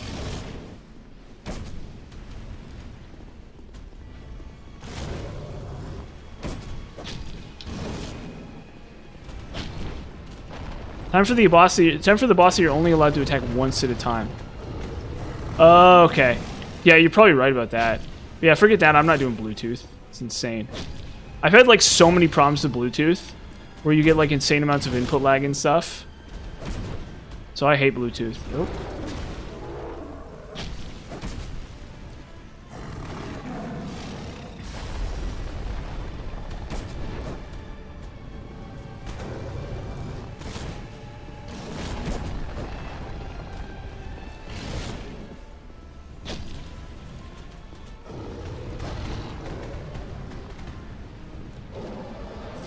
Forget about that. I don't even have a Bluetooth adapter on my PC. I bought like a cheap one years ago. Probably it was the cheap one. Honestly, if I could do it again, I'd buy a nicer one. A nicer Bluetooth adapter.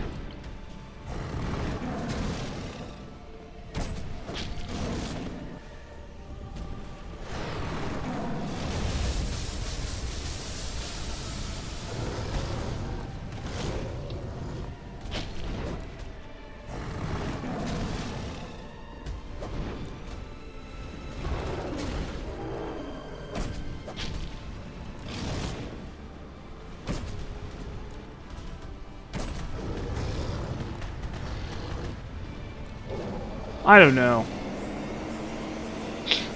I mean, maybe. I don't know. That's a really good question. Like, would I really buy a nicer Bluetooth adapter? Maybe not. Maybe I'm just you know, full of crap when I say that. That's a good point. Maybe I wouldn't buy a nicer Bluetooth adapter. No!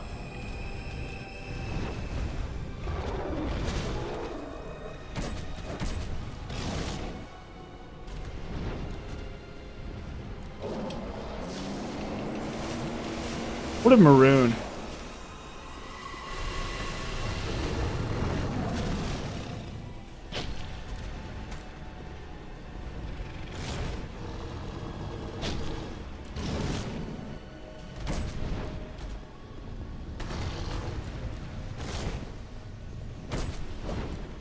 Whoa.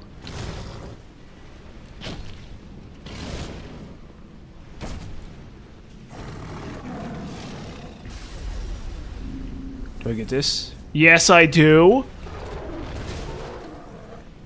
Swag.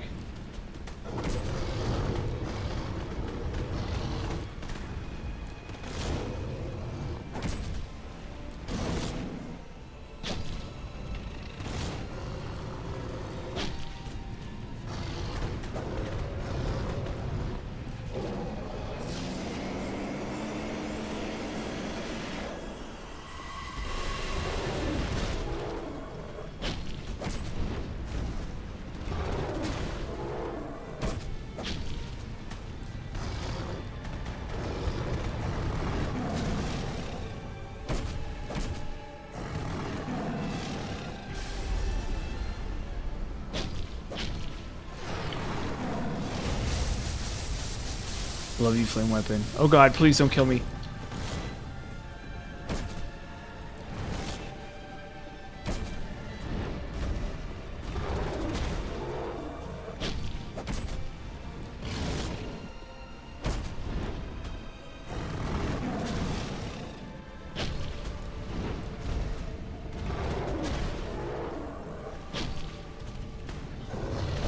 If I get a cat, I'm gonna name it Ava. See what Caitlin says. Maybe Caitlin will want to name it Rodrigo or something. I don't know.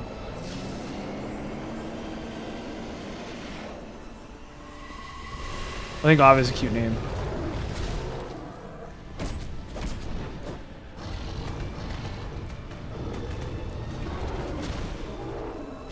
Swag. Swag. Oh wow, I didn't even have old ring on. What's up, brother? How you doing? You know me, I'm Unkin. I'm Unkin good and hard. It's like Morbius. Uncbius. Or whatever. And then he just morbed all over the place.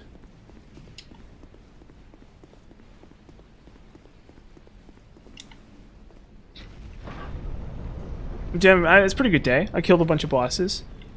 What the f is a kilometer? It's a unit of measurement for distance they use in Europe and most of the world. It's what is it, like 2/3 of a mile or something?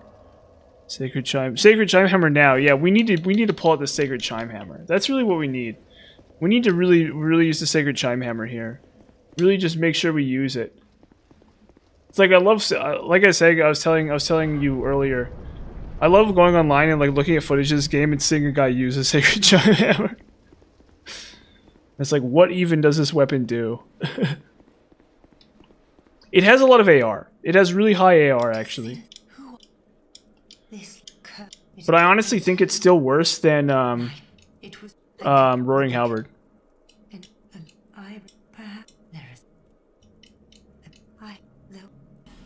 Oh, come on. Yes. Okay. Yeah, we gotta pull out the Sacred Chime Hammer. We gotta start busting that out. For my own misery, of course. To make me very sad and miserable to have to use the Sacred Chime Hammer. That's what we really gotta do.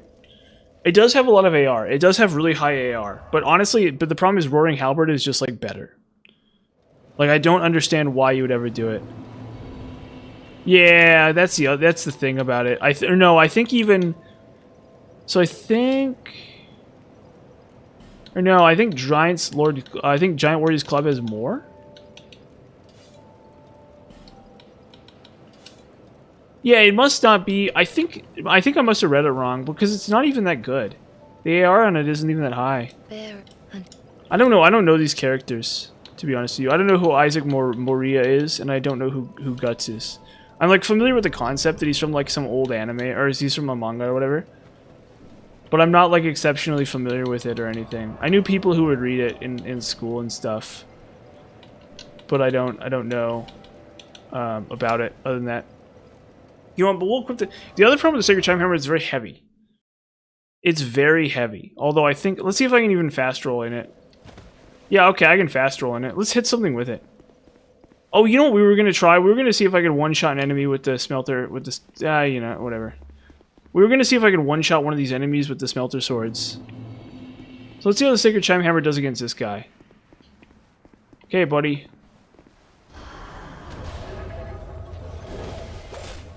So it just does nothing, okay. So it just does nothing, basically. That's worse than Staff of Judgment. Oh, never mind, it's terrible. It's completely worthlessly terrible. It doesn't even have good AR. I think I'm confusing it with Giant Warriors Club. This thing is a joke. This thing is literally like a comedy joke. This thing is like full-blown comedy joke. Yeah, I'm never gonna hit anything with that. Okay, it's just worthless. This thing is just worthless. I don't know what this thing could possibly do at all. I don't know what this thing could literally do at all. This is like the worst weapon I've ever used in any game. It's like a catastrophically massive joke of a weapon. It's like, what possible use could this have? Okay, let's try the smelter swords though again real fast. Red. It's it might be the worst weapon in the game, kind of thing. Like literally does nothing. Like legitimately the worst weapon in the game. Let's try this though. We got those police sirens on. Wee-oo, wee-oo, wee-oo. Come to arrest the perp.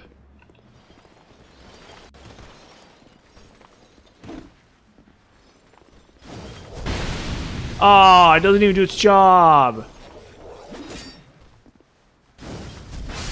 Can't even. You had one job, bro.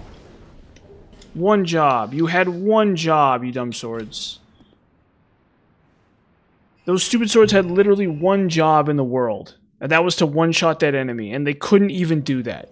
Although, to be fair, for most cycles, it would have worked. For most cycles, that would have worked. Okay, so... whatever, right? But... Still, I'm nonplussed. I'm what you might call nonplussed about that. Elden Ring, woohoo! I can't wait to play Elden Ring myself. Who's excited to watch me die to Millennia like 15 times? That'll be fun. Well, I need to play it a lot. I need to like practice it and get ready to play it. I can't just like raw dog it. I'm not gonna just like raw dog Elden Ring on stream. Maybe I will. Maybe I could. I don't know. It's actually not the worst idea in the world. You know how to fight Millennia?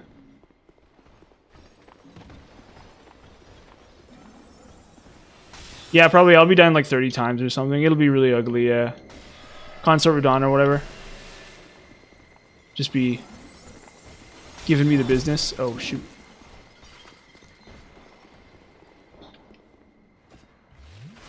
Maybe I will, though. Maybe I, like, actually will blind it. But it's gonna take so long to blind it. It's gonna be, like, months and months of blinding it. And oh, did you? Okay. So it's probably not that hard a boss, huh?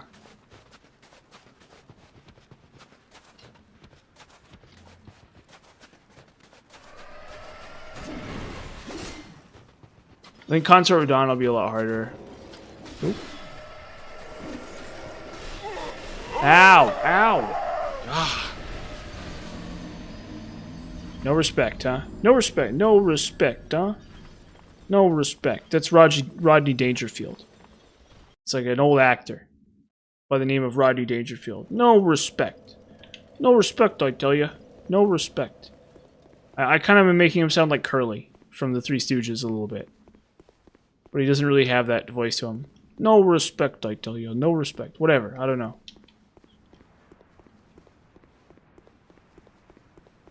Interesting. Well, I mean, that's kind of the nexus of, like, Soulsborne content. Is, like, inevitably, people want harder and harder games. And so they make harder and harder games. And it's like, it gets to a point where it's, like, almost ridiculous. Where it's like at some point your target audience is like me and only me. I'm like the only person who wants to play your game because, like, Dark Souls, people complain about Dark Souls difficulty, but it's actually really easy. It's actually not a hard game at all. It's like actually kind of a comedically easy game. The difficulty comes from like the bosses just being weird. It doesn't. Why do I not have what's its on, by the way? The difficulty really comes from the bosses being weird. It doesn't really come from the bosses being hard, I would say, right? And on top of that, obviously, there's a lot of areas that are just like designed to kill you. Yeah, so like that's another thing. But like really, if you put in the effort, it's not that hard for DS1 and stuff. But when you look at like Elden Ring and stuff, I end up wondering if it's too hard or whatever, you know? I mean, like for me though, Sekiro has been too easy. Sekiro has been like a baby game. Like I've been playing Sekiro and I'm like, oh, this game is for children. Like anyone could beat this game. But maybe that's how it should be. Maybe like if I think it's hard and if I think it's too easy, that's probably a good thing for the game. You know what I mean? That's probably like what is actually how it's supposed to be because, like, you know, I've played these games like a ton, and so obviously I'm probably really good at them, right? So for these, you know, so for Sekiro's too easy for me. That's and yet I'm still getting a little bit of challenge and pushback from it. That's probably a really good thing. But I'm not sure if people think Sekiro is too hard. I don't know, right? I don't know if people think that Sekiro is too hard. I've never heard anything to that degree other than like people saying the Dark Souls is too hard or whatever. And there's definitely parts of Dark Souls that are really goofy.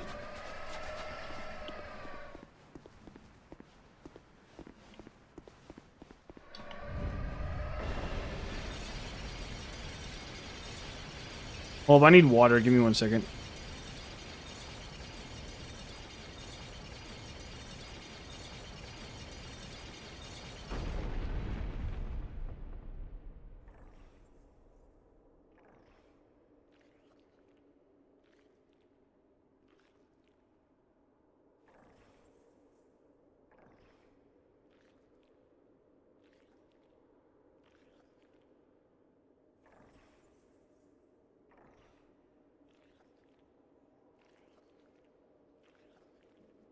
I do need water, unfortunately.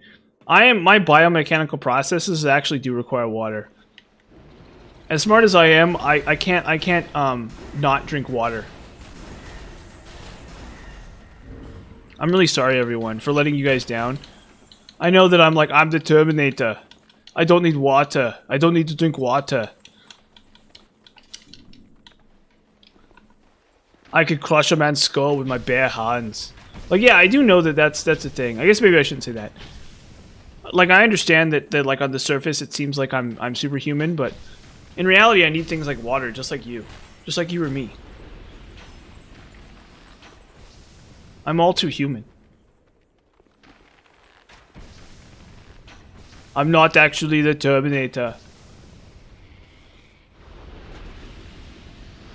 Imagine I went to Arnold Schwarzenegger's house and I'm like, "Are you really the Terminator?" And he'd be like, "I'm not really the Terminator." Like, do like a crazy fan thing for no reason. Just to be weird.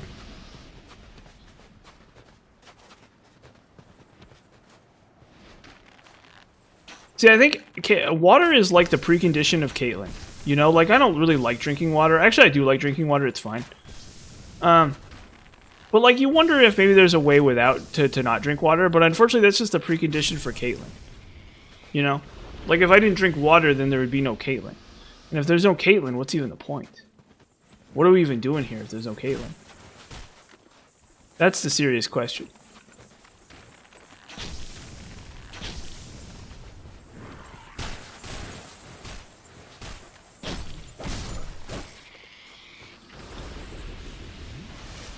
So I actually do need water. Water is an important part of my diet as a human. I think some animals don't drink water actually, or they very rarely drink water because they get a huge amount of water from their vegetation that they consume. Oh. So plants store tremendous amounts of water, right? As a component of their like life cycle. Or whatever. And so as a result, animals like gorillas and stuff oftentimes don't need to drink water because they get huge amounts of water from their thing. But they even so they do still drink water occasionally. They just don't do it all the time. Where?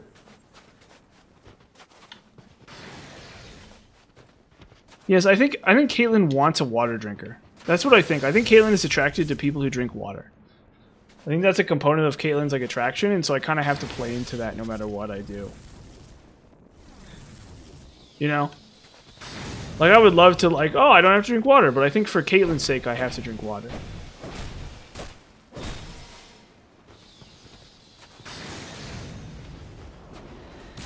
Oh, God. Ugh. Fudge.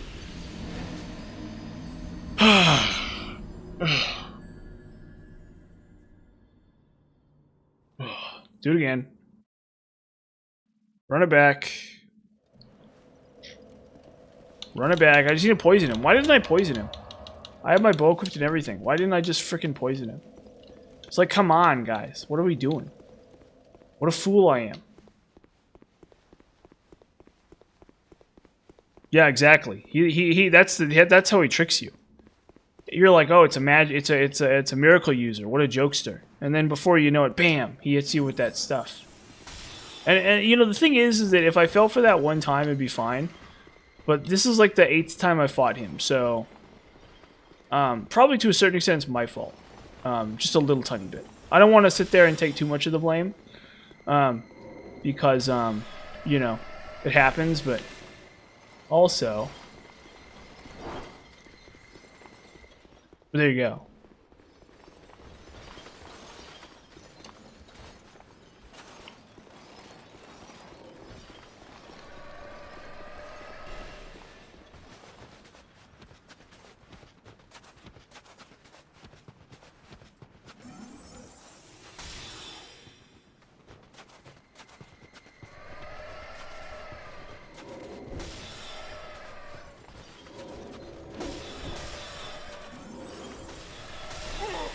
Uh-oh.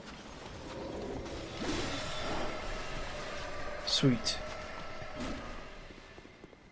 Dang you, Hexer Nikolai. You and your evil ways. Okay,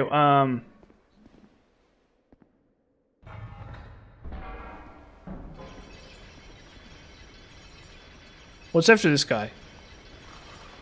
Oh, I need the key. The key's next after this guy, actually. We need to get the key. And then after I get the key, we go to the...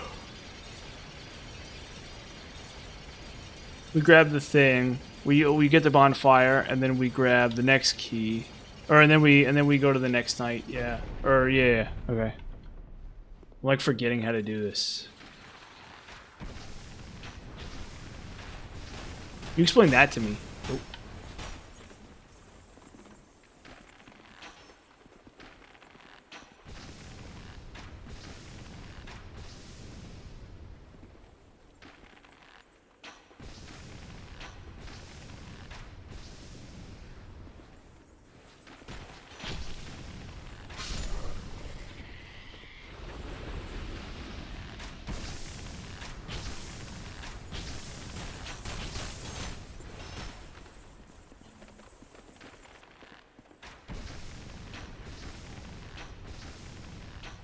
Okay.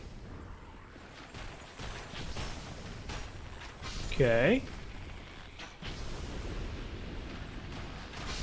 Boom. Okay, cool. Yeah, they really want you to have that armor, actually. They, like, actually really want you to have that armor. They're like, players want this, and we're gonna give it to them. Like, legitimately. They're not at all stingy with it, which I kind of like, to be honest. If they were too stingy with it, I'd be kind of annoyed. If it were like the rarest armor, plus you're supposed to give it to what's-her-face too. They want you to have extra pieces so that you can give them to what's-her-face if you really want to. Yeah, have fun, dude. Have a good night. Thanks for being here. It's always good to see you. Okay. Snipe. Oh wait, that's right. We need to kill this guy. We need to kill Dude Bro. Ow.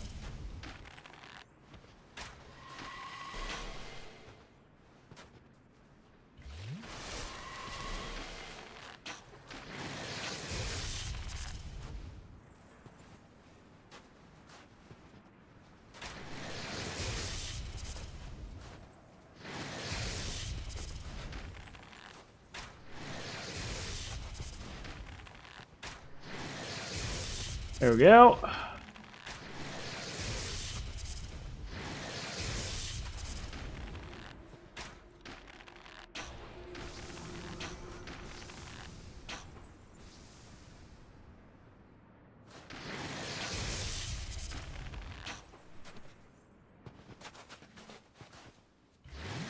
You don't want him close.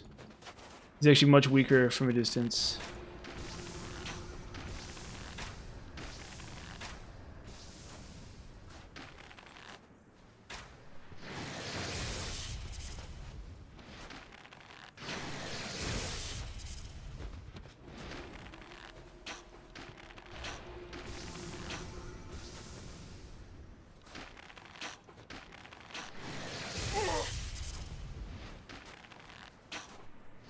This epic ranged battle.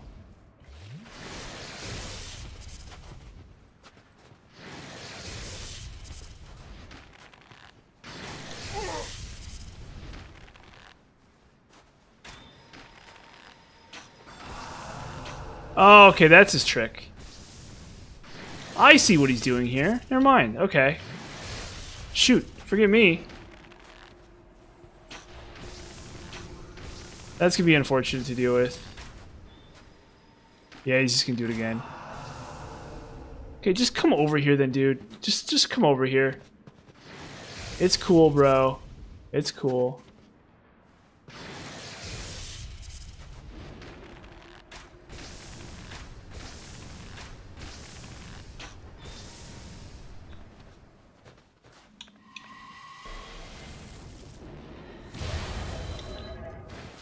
Oh well.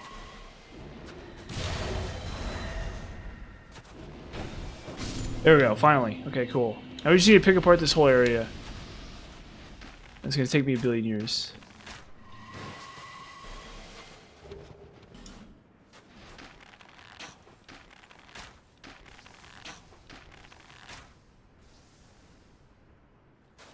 Yeah, sorry. Hexer Nixeli, I put him in the trash compactor. For his generic incompetence or whatever. It took me a while, but I got him.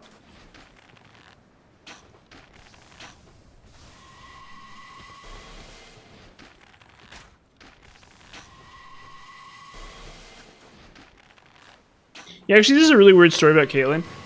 So, she had this boyfriend named Oscar. And me and Oscar actually knew each other. We were buds back in the day. He was that kid that was, like, too rich for us. He went to our high school, but he was, like, too rich for us. And somebody got suspended for some, like, insane reason. I don't remember what it was. He got, like, suspended for some just, like, insane reason. And later on, he would be shipped to California by his parents at 18 because he tried to get into, like, the drug trade. It was really it was the weirdest thing. So he knew this guy. And then he was, like, really ripped or whatever in California. I guess he'd surf or something. I don't know.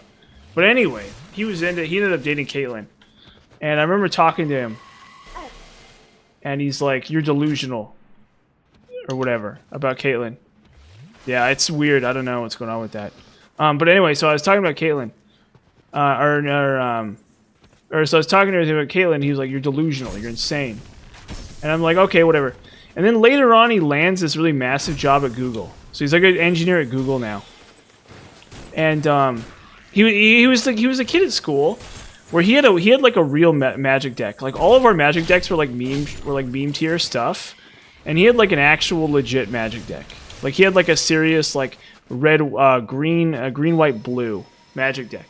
So I had like this like crappy red white token deck, and all my friends had these like crappy like meme token decks and stuff, and he had like this really serious like blue, white, red deck, and it was like really funny. And so he'd like beat us really easily. And then later on, I had a deck that could probably stand toe to toe with his. It was like on the cheap end, but I still think I'm pretty sure his deck was made to like beat the deck that I had. But anyway, so later on he dated Caitlyn, and he dated Caitlyn for I guess years. I don't know. I'm kind of out of the loop here on this part of the story. But he ended up getting a job as an engineer at Google. And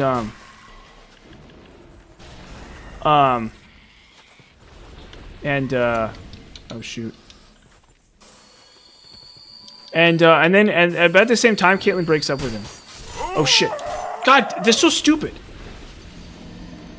Well, at least I don't have to fight Hexer Nikolai again. Okay, so we can just go up the ladder. We're just gonna go up the ladder now because I don't have to fight Hexer Nikolai.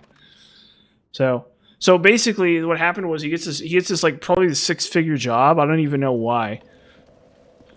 He gets like this like incredibly insane 6-figure job at Google, and then she immediately breaks up with him. And then he flipped out. He flipped out and he like threatened to kill her and stuff. And then and so they had to change all the locks. So her mom had to change all the locks on their like house and stuff. It was like really weird. And I remember like this. The funny thing about this is that her brother was telling me about this years after the fact. Like this was not a thing that I heard about when it was happening. This is a thing I heard about years later. And like the level of casualness that her brother was telling me this was kind of insane. The level of just like sheer casualness that her brother related this to me is kind of staggering. I'm actually kind of weirded out by the level of casualness that people have about this whole situation, including myself. That's the crazy thing, is like I'm not even like all that weirded out by it. I'm like whatever. I don't even know. Like there's nothing I can do, you know what I mean? But that was the crazy thing, was when her brother was like, yeah, so like we didn't have to change all the locks on the house because of Chriswell. We had to change all the locks on the house because of Oscar. It's like really weird. It's like super, super, super weird in retrospect. But it's like impossible to even know what the heck is going on.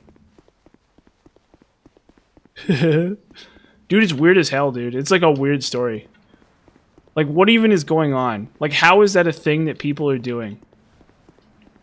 Like, I'm just so confused by how that's even possible. Who's out there doing that? That I warned him. I warned him so hard. And that's the thing, is if he just thought about it, he would have known. Oh. Oh. Uh-oh. Well, we're cooked.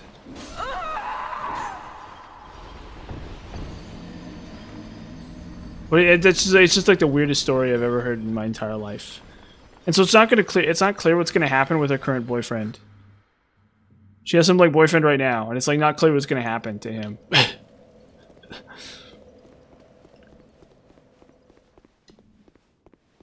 Yeah, I know, I got wrecked there. I have no clue. Well, no, I mean that's what I'm saying is like you really can't, like, you just like can't do that. You know what I mean? Like, it's just weird. But I don't know how long they were dating. I think it wasn't that long. Oh.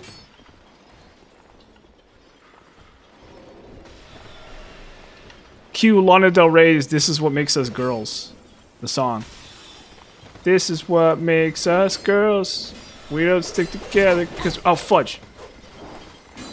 Because we put a love first. Something that we die for. It's a curse.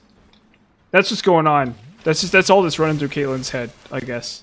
I don't know. Lana Del Rey's "This Is What Makes Us Girls." Yeah. That's Caitlin's anthem. Honestly, Lana Del Rey's national anthem should be the national anthem. Except that tobacco smoking should be illegal. That's the only thing. So they need to change the national anthem from whatever it is to Lana Del Rey's national anthem. But then they also need to ban tobacco smoking at the same day. Like they need to pass a bill that's like the new national anthem of the United States of America is Lana Del Rey's national anthem. But also, we're gonna ban tobacco smoking too. And that's what needs to happen. And so at every ball game, it's somebody singing Lana Del Rey's national anthem.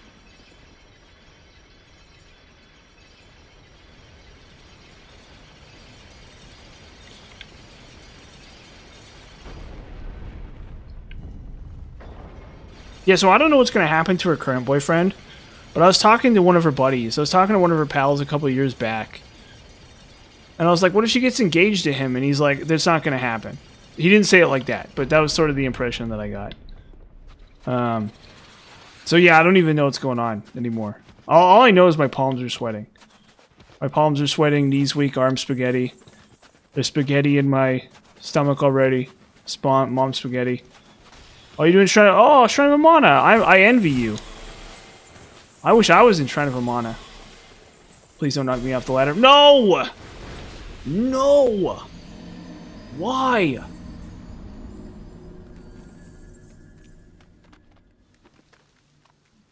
So yeah, maybe what'll. So yeah, I don't know. And I think they've been in a relationship for a long time. So maybe I'm just like cooked. I don't even know. I hear lots of bad things. I don't hear lots of bad things, but I hear some bad things. I hear some good things and I hear some bad things about what's going on. But this was years and years ago. This is literally years and years ago.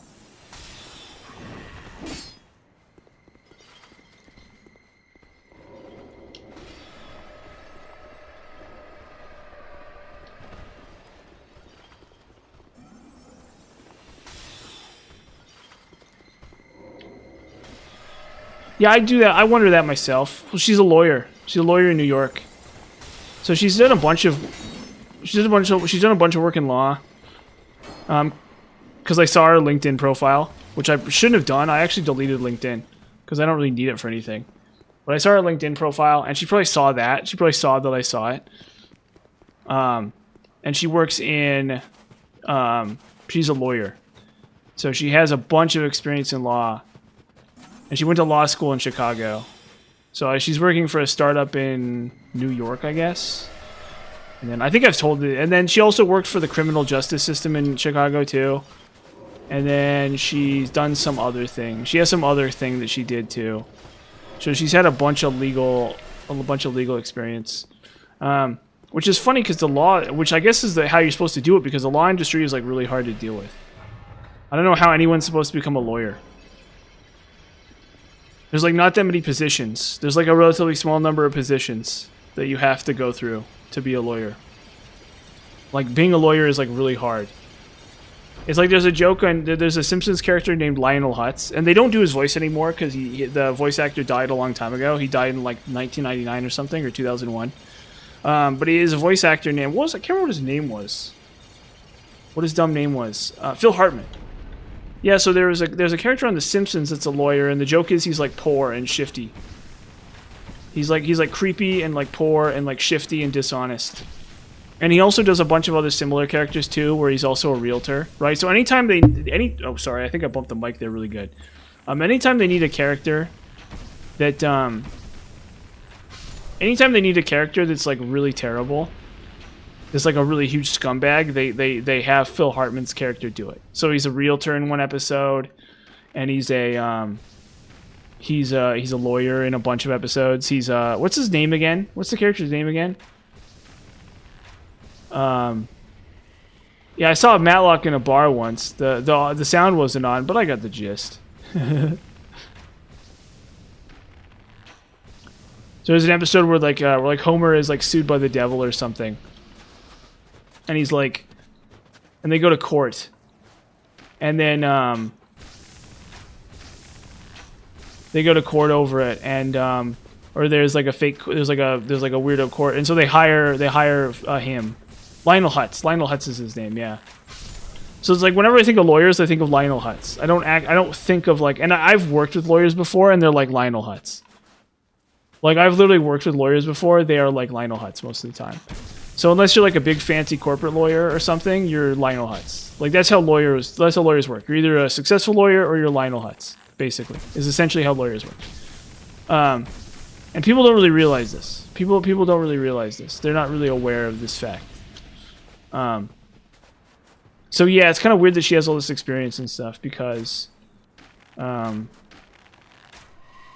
lawyers are like huge scumbags or something. Yeah, basically, I would say yeah, something like that. Like there probably is some in between, but I don't know what it is. Like you're either Michelle Obama or you're Lionel Hutz. It's like one or the other. And it's up to you, I guess.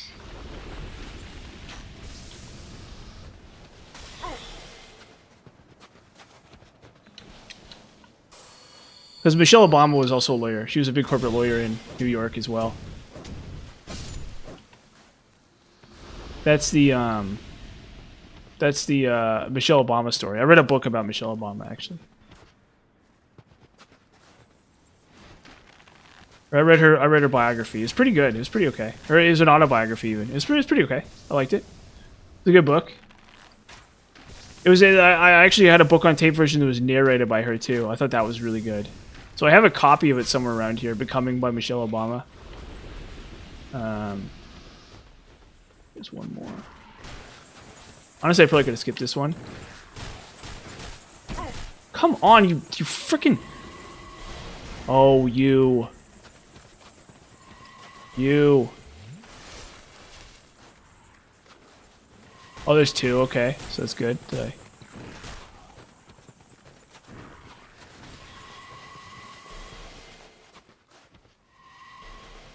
Don't Dark Orb him.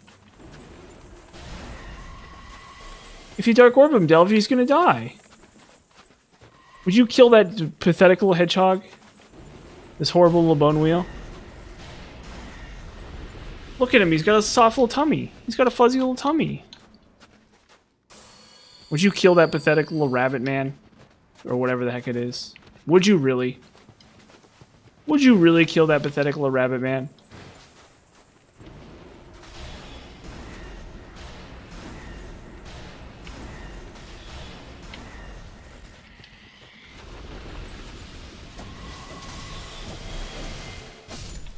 Okay. Can I even make it up? You don't want me to, huh? Okay, well that's understandable. That's understandable. Maybe I'll do an MS Paint picture of Caitlyn or something like that. I'll figure out a way to display Caitlyn. I'll do like an MS Paint picture. I'll make one. And I'll have it on the stream. Or something. Something like that. I can't post an actual picture of Caitlyn because I don't want people to dox her. I don't want people to like be like to call her up and be like, "Yo, what's up, Caitlyn?" I don't necessarily think that she would like that. I don't know, like I'm not like afraid of that. I'm not like terrified of it, but probably she would be a little cross with me if I did that. So I have to respect that. Well, we're gonna Gowers ring this. We're gonna Gowers ring this. I don't want to deal with this. We're gonna Gowers ring it. Look at this ghost man hanging on my back. He like doesn't care at all. This guy's so swag. Honestly, this guy is literally the best. He just does something right. That's all that matters. Oh, come on, go away. I don't want you to do your thing.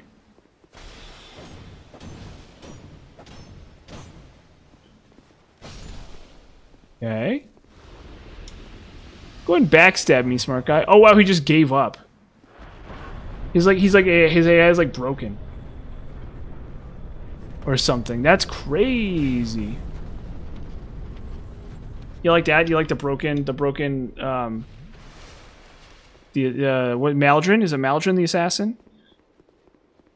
Maldron the assassin? I don't remember. But yeah, that's his broken AI. He didn't try to backstab me there. So he's not supposed to do that.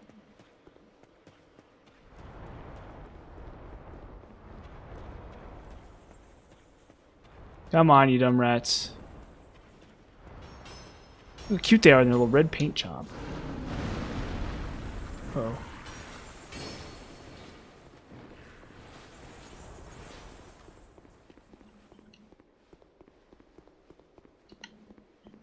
Yeah, but as you can imagine, I'm really nervous. I'm really nervous about the boyfriend that she has. You know, that could always go south for me. But I don't know. Whatever. I'm just not going to worry about it. I'm just not going to worry about it. Just going to keep grinding on whatever the heck I'm doing. Just gotta stay focused.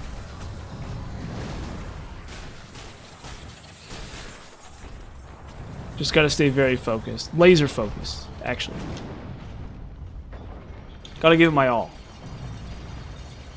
Gotta just give 110% here. 210%. That's what I gotta do. Yeah, but she probably has a nice job basically. She has a nice job basically in tech. What's going on, man? How you doing? How you been? I haven't seen you in a while. Or no, yeah, you were in my comments a while ago. You were telling me about Dark Souls 3 stuff. That was really cool. Those are actually really good. Some of the most interesting comments I've gotten on a lot of my videos. Not to like insult other commenters, but those are some of the most interesting ones. Yeah. We're talking about Dark Soul. We're talking about Black Knight's Greatsword in DS3. Really, really interesting. And you play with mouse and keyboard, right?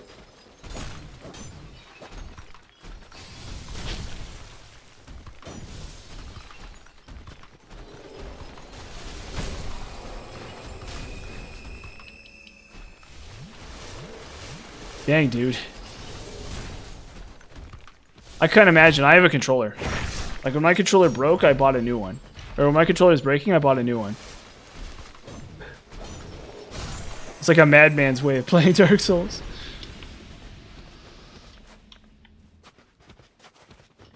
Okay. Okay. Yeah, I used to have... I have a gaming keyboard, too. Except the A key is, like, weird, and it sometimes spits out 2 A's instead of 1. It double inputs A's for some reason.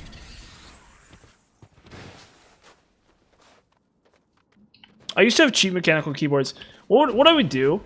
for this went on for years and years. But what I would do... is I would have I would buy these $35 mechanical keyboards on Amazon. And they'd be really awful. But what would happen is I'd spill a drink on them and they'd break. And so every year, and so like 2 or 3 times a year, I'd have to replace my keyboard because I'd spill crap on it.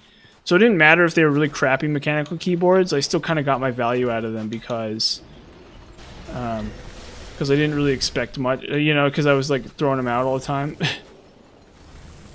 I remember I had this keyboard for years. I had this like old crappy membrane keyboard for years, and the problem with it was it had the issue with it was it was one of those old keyboards with a port. You know how there used to be a keyboard port, a PCI port, or PCIe port or whatever. So I had this old crappy membrane keyboard for years, and I really loved it. And then one day I spilled a drink on it. It was the worst thing ever. Oh yeah, I see what you're saying. Yeah, so what ended up happening was I had this really nice membrane keyboard that was like really old, and it had this PCI port, and then one day I accidentally spilled a drink on it and broke it for good. And at that point I switched to mechanical. At that point I switched to mechanical, but the thing about switching to mechanical is that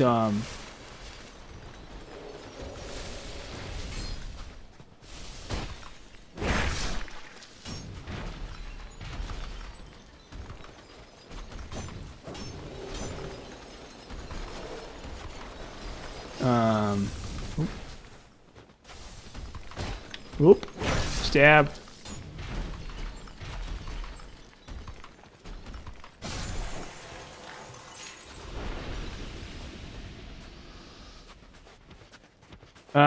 But yeah, so I'd switch them out all the time. But now I have oh yeah, this is another really cool thing, by the way. So I have a Razer Naga mouse. Like, I have the Razer mouse that was like $40. So I've had a bunch of mice in my time, and I've paid all kinds of prices for them. I've paid $30, $20. You know, I haven't paid more than that, but I've had a bunch of low-end mice over my time. And I'll tell you right now that the mouse I have right now is only $40, and it's lasted me over 10 years. And it's like just a cheap, typical, normal, crappy Razer mouse. That's all it is. It's like your run-of-the-mill, crappy, typical, normal Razer mouse. Fudge, why? I didn't even go... Why didn't I keep my eyes on him? It's so stupid. It's so bad. I know, I just need to run through it. I don't know why I'm clearing all the enemies out here. I just need to run through it. Yeah, so I have this like dumb Razer Naga mouse from 10 years ago. I just touched it, which is why the camera flipped out there. Why am I clearing these enemies out? Just run through it, brother. Just blast through it. You don't gotta do this. You're gonna play this game's game. To a certain extent. Fudge, no! But what was I saying? Yeah, so I've had this mouse for 10 years. This like dumb Razer Naga mouse or whatever. It's not a Razer Naga, it's like a really crap. It was like the $40 one. Like, it's like the crappy plastic Razer mouse, and it's like lasted me 10 years. Like, I don't even know how many clicks I've gotten out of it. I almost think that it's like one of the higher end. Because, like, how these machines are calibrated is like every single click or every single, like, there's a certain number of clicks you're expected to get out of a product, okay, right? So if you have a mouse, you get a certain number of clicks out of it, and or you get a certain number of other things out of it on statistical average, right? Now, that range may vary wildly. You can have products that break after, you know, a very small number of clicks, right? Or you can get products that break after like a very large number of clicks. And I suspect that the mouse I have has lasted me longer than it probably should have. But ultimately, if I have to buy another Razer mouse again, or if I have to buy another mouse, it will be a Razer mouse. It will 100% be another Razer, like cheapo Razer mouse. Absolutely. Because this thing has just done so well for me. It's like $40, lasted me 10 years. Impossible to complain about it. Still is as good as the day I bought it, I feel like. I might be wrong about that, but I abuse this thing. Okay, I'm literally running this thing into the ground all day. Okay, like this thing is my tool. I use this thing for all kinds of various tasks and purposes, right? Design, gaming, mostly gaming. Gaming's the main thing. You know, just like scrolling and other kind of clicking. I don't really use my phone that much. I use my phone for a small number of things. To check like my friends' blogs and stuff, right? And like the news. I don't really use my phone for anything else. For anything more complicated than that. Oop. Okay, so I really like this mouse. Now, did I just get lucky? Maybe, right? There's a very real possibility I just got really lucky here with this particular mouse. But you never know. So yeah, and I've had so many crappy mice in my time. I feel like.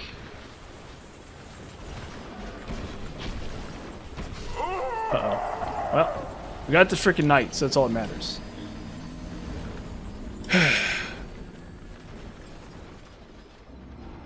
We're like almost done. We literally only have 3 more bosses.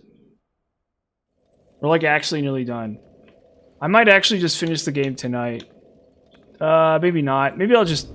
I don't know. I don't know. The problem is if I finish the game tonight, what do I do on Sunday? Yeah, it does. He does look good. Oh, it's a frozen. It's Frozen to Lamb Lois. It's like the DLC. It's the 3rd DLC. It looks really good. Yeah, I'm a huge fan of this area too myself. I think it looks good. I don't think it looks as good as Sunken City, as Shulva Sanctum City, but it is really cool. It is a really cool area. Yeah, it looks a little plain. I feel like these stone. This is like a really boring castle. This is like a real castle. This actually looks like an actual castle, which I think is not that impressive, but you know, whatever.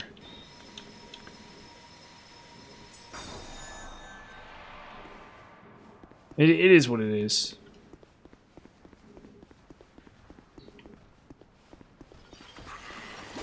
So yeah, I don't know what I'm going to do for tomorrow's stream because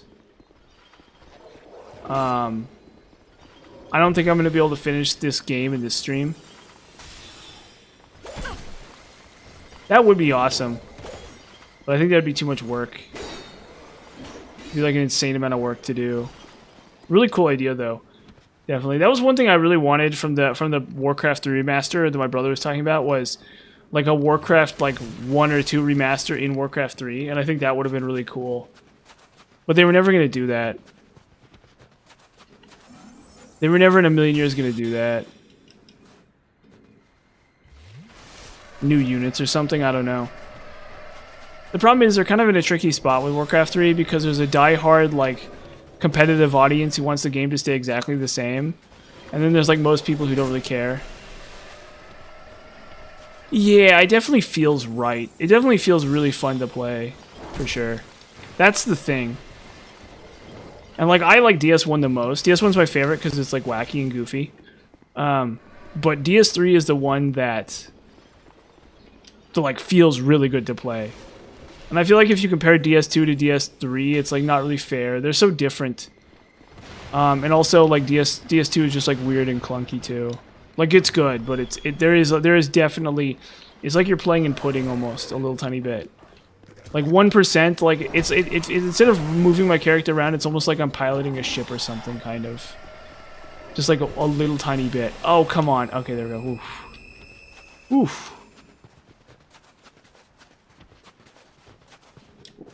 I still love it.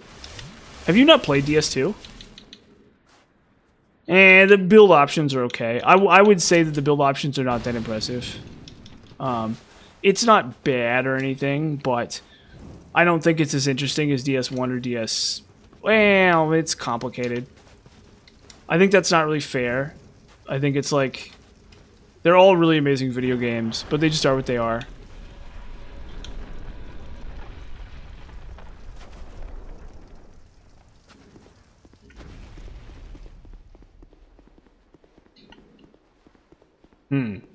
So if I beat the game today, what do I stream tomorrow if I beat the game? Because this is it. We're like literally almost done. This is like we're 3 bosses. We're 3 bosses away.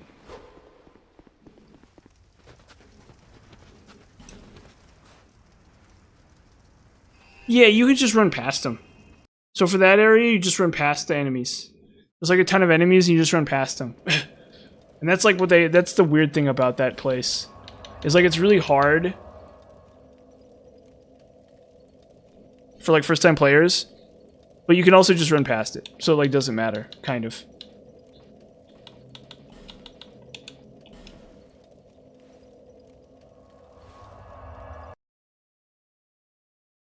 Yeah, so that happened to me in DS1 actually. Where I wanted to go to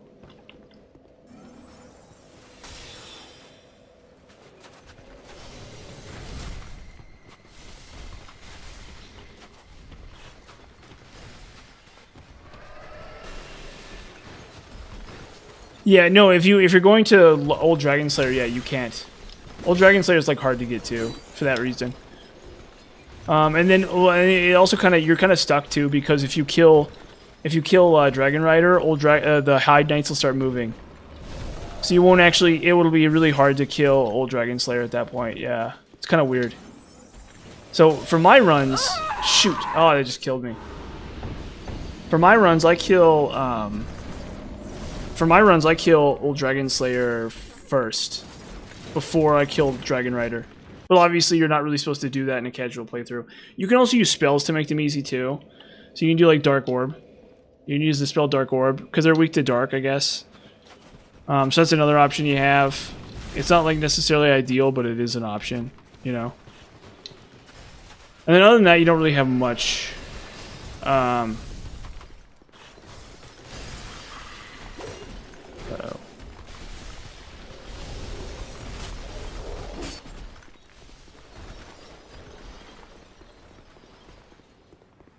Yeah, but you want to go to Forest of Fallen Giants for your first area. You do not want to go to Heights Tower of Flame, in my opinion. I mean, like, Lost or No Man's Wharf isn't that bad, but for a new player, it's like really it is kind of tough, actually. Like, you could definitely do Lost Bastille. I've done Lost Bastille first plenty of times, or at least once. I don't know about plenty of times, but I've done Lost Bastille at least once, right? So I've had like a scenario where I've done Lost Bastille first, and it's not going to kill you. Like, it's totally possible. I think even for a new player, it's totally possible too. But you'd have to run past the old knights, and then Dragon Rider, and then kill then kill Dragon Rider, and then you'd still have to contend with Lost Bastille. So there's really no point in not Lost Bastille, No Man's Wharf. So there's really no point in not doing. So there's functionally no point at all in not doing Forest of Fallen Giants. But it's interesting to note that I think both bosses are technically optional. I think technically you don't have to kill Last Giant, and you also don't have to kill. You both don't have to kill Lost Giant, and you also don't have to kill Pursuer, I don't think. Now, the problem with not killing Pursuer is you won't get Dull Ember, and Dull Ember is actually kind of nice for most characters. But you also don't need Dull Ember either. Dull Ember is also optional. So, yeah, I'm pretty sure you could skip both those bosses. Yeah, well, Moonlight Butterfly I really like. That's a really cool boss.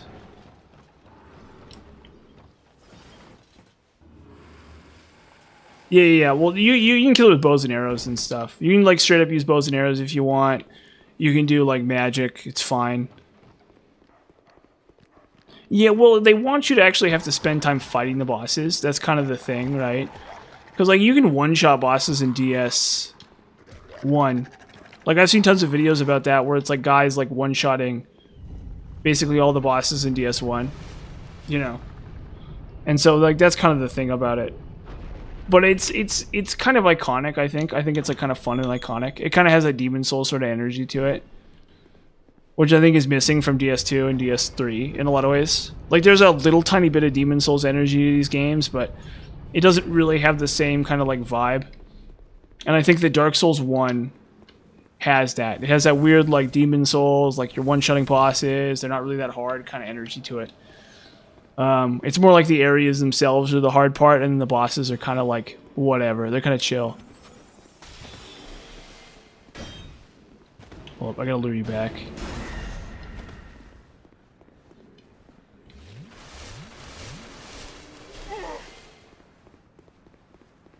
Did it work? Was it like a good strategy? That sounds really awesome. Actually, I really like the sound of that, actually.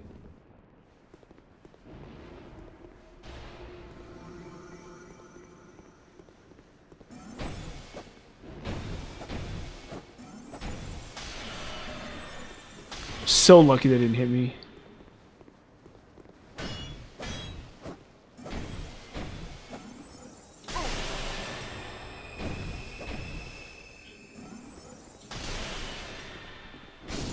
There we go. Once again, denial saves the day.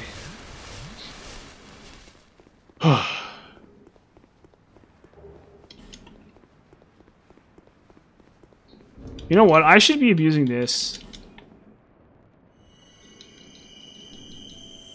Like, there's no reason I shouldn't be using these.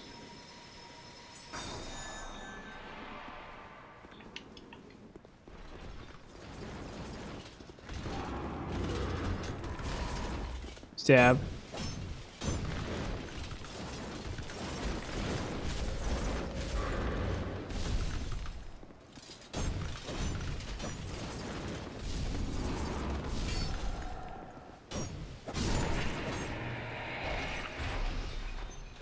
That's really interesting. Okay, so now we go... Where am I working? Okay, so we got this. We need one more guy, right? Yeah, we need to go to the wall bonfire. The inner wall or whatever.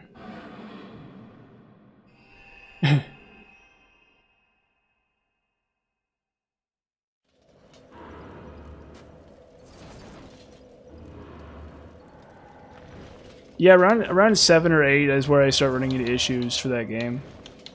Well, whenever it caps out is where I start running into problems. Because it caps out at +7. It caps out at your 8th pass, which is +7, right?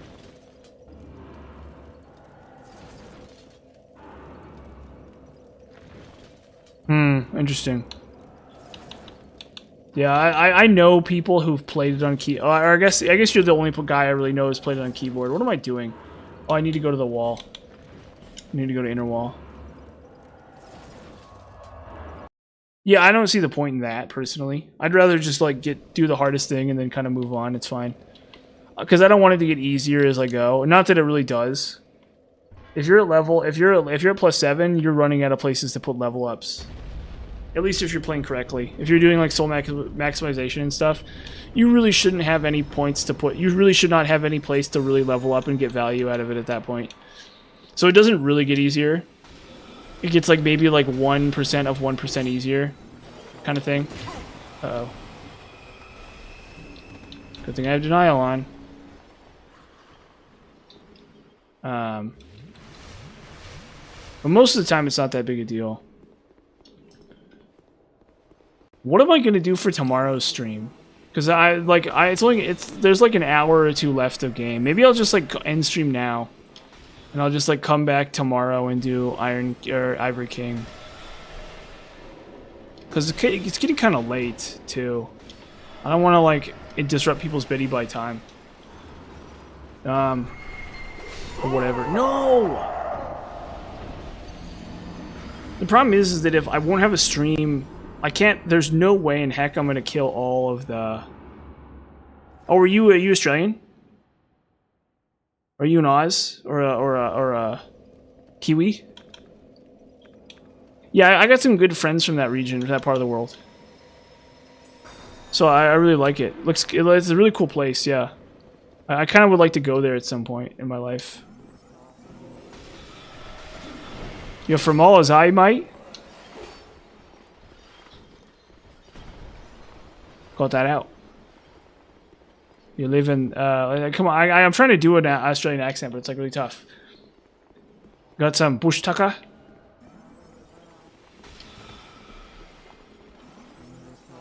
Yeah, maybe someday, definitely.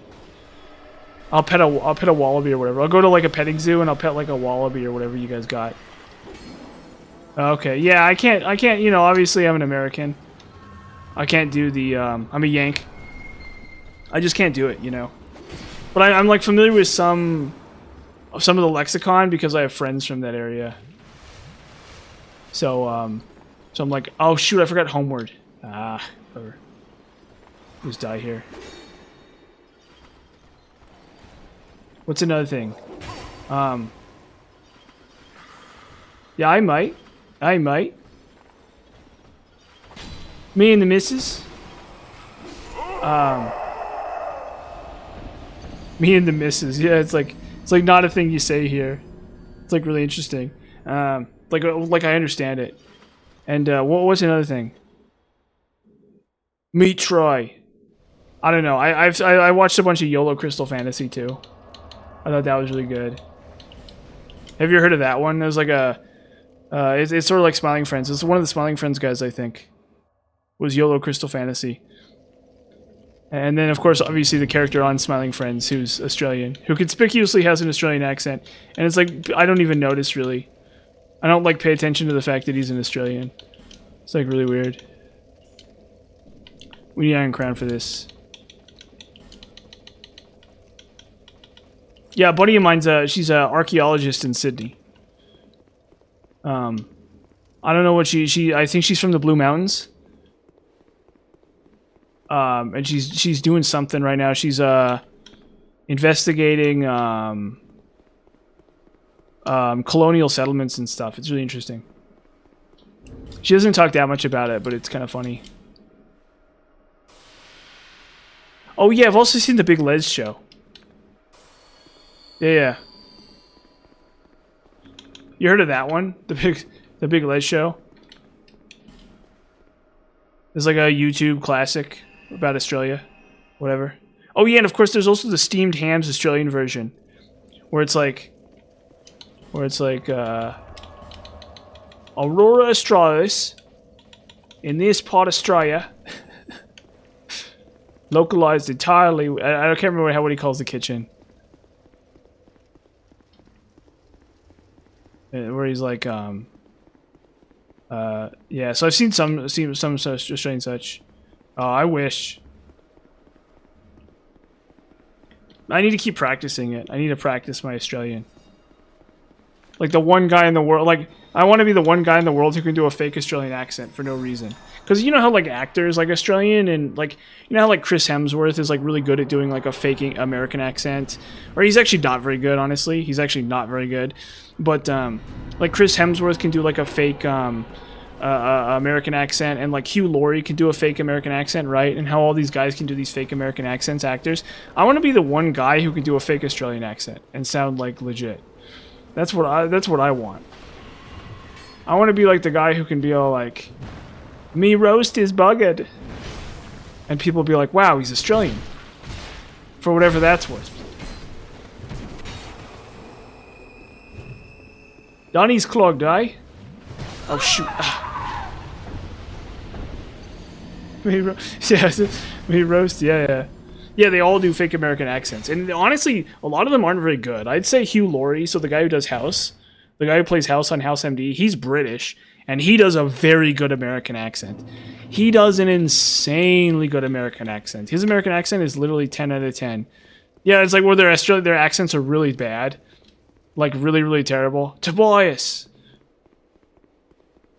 is from the Drainage Commission in Springfield. I do like that bit too.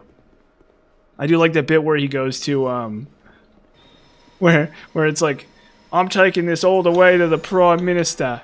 And it's like Mr. Prime Minister. Mr. Prime Minister. Andy. And he's like naked in like the water.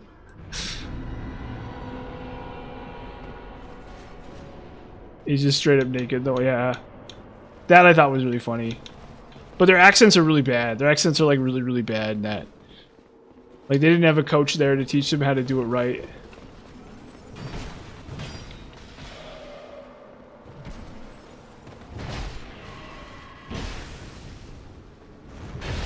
Uh-oh. Do not lock into the crit animation there. Me roast. Oh yeah. So I need to do other lines. I heard a guy recently say bush tucker. That's what they say about the bush tucker. It's all right, but see, what I need to do is I need to get the lexicon right. I need to get kind of that weird little like the kind of, because like to do a real Australian accent, there's that little tiny like down and I don't know how to do it. Like that little tiny like there's kind of this weird quality you have to add to the voice. They're like in a lot of times when you see a YouTuber who's Australian, they don't do it. Right? So you're watching like Legend of Total War or like Jimmy the Cool or Liquid Wi-Fi or whatever. One of these guys who's like an Australian YouTuber, and they don't do it. They like lose it. So they have an accent. They're not trying to do an American accent. They very obviously have an accent, but then at the same time, they don't really sound that like proper Australian. Margot Robbie. Oh, is she Australian too, really? Oh, says. I love Margot Robbie. I have to admit, I'm a really huge fan of Margot Robbie. I didn't even know she was Australian. Apparently, she does a really good American accent too. Because she sounds really good, and that's actually really impressive. That's actually really impressive because she does a she's doing a Brooklyn accent. So she's doing an accent that like nobody talks like anymore. So in a lot of her films, and a lot of the Harley Quinn films, she's literally doing an accent that like basically doesn't exist anymore, or that like is only spoken by like middle-aged people nowadays. It's actually really fascinating. That makes her an insanely good actress. Yeah, but I thought she was an American from New York. I literally assumed she was an American from New York because you have to be from New York to do that accent, basically. To me, that's like I don't know how somebody who's not an American does that accent. I can't even do that accent. I literally can't even do that accent. Oh, Mr. J. All right, see, I can or no. It's just like completely wrong. It's like how do I do that even accent? It's like she's doing like a Jewish American, like Jewish/Italian American, like Bronx accent or something. So and like nobody speaks like that anymore. That's insanely impressive that she can even do that accent at all. I didn't even know she was Australian. So see, there's another one where see Chris Hemsworth, you know he's something weird. They're like, is this guy from Scandinavia or something? You know what I mean? Like his accent does not sound right. He very obviously does not sound like an American to me. To me, he's very plainly not an American. Chris Hemsworth in particular. But I think that kind of makes it. That's kind of part of his appeal is he's like foreign. He's like sounds foreign or something. Like I literally assumed he was from like Scandinavia or something when I first heard him. Like a guy from like Denmark or something that's really good at doing a fake American. Was what I thought whenever I first heard him. Jessica who is that? Sonya Blade, the new Oh, okay. Interesting. I like Margot Robbie. I have to admit, I really like Margot Robbie. I think she's a fantastic actress, personally. That's an actress I think it deserves some credit because sure her, like I said, for her to do that accent is ridiculous. Because that's like a very particular like the nanny accent. Like in traditional Hollywood, the kind of person doing the accent she's doing would be like somebody from that area. So you'd have somebody from like Queens, New York or something. like a Jewish woman or something doing that voice, and that would be why the character sounds like that, like a very Fran Drescher, who's like an old TV show about New York from the 80s or 90s or whatever.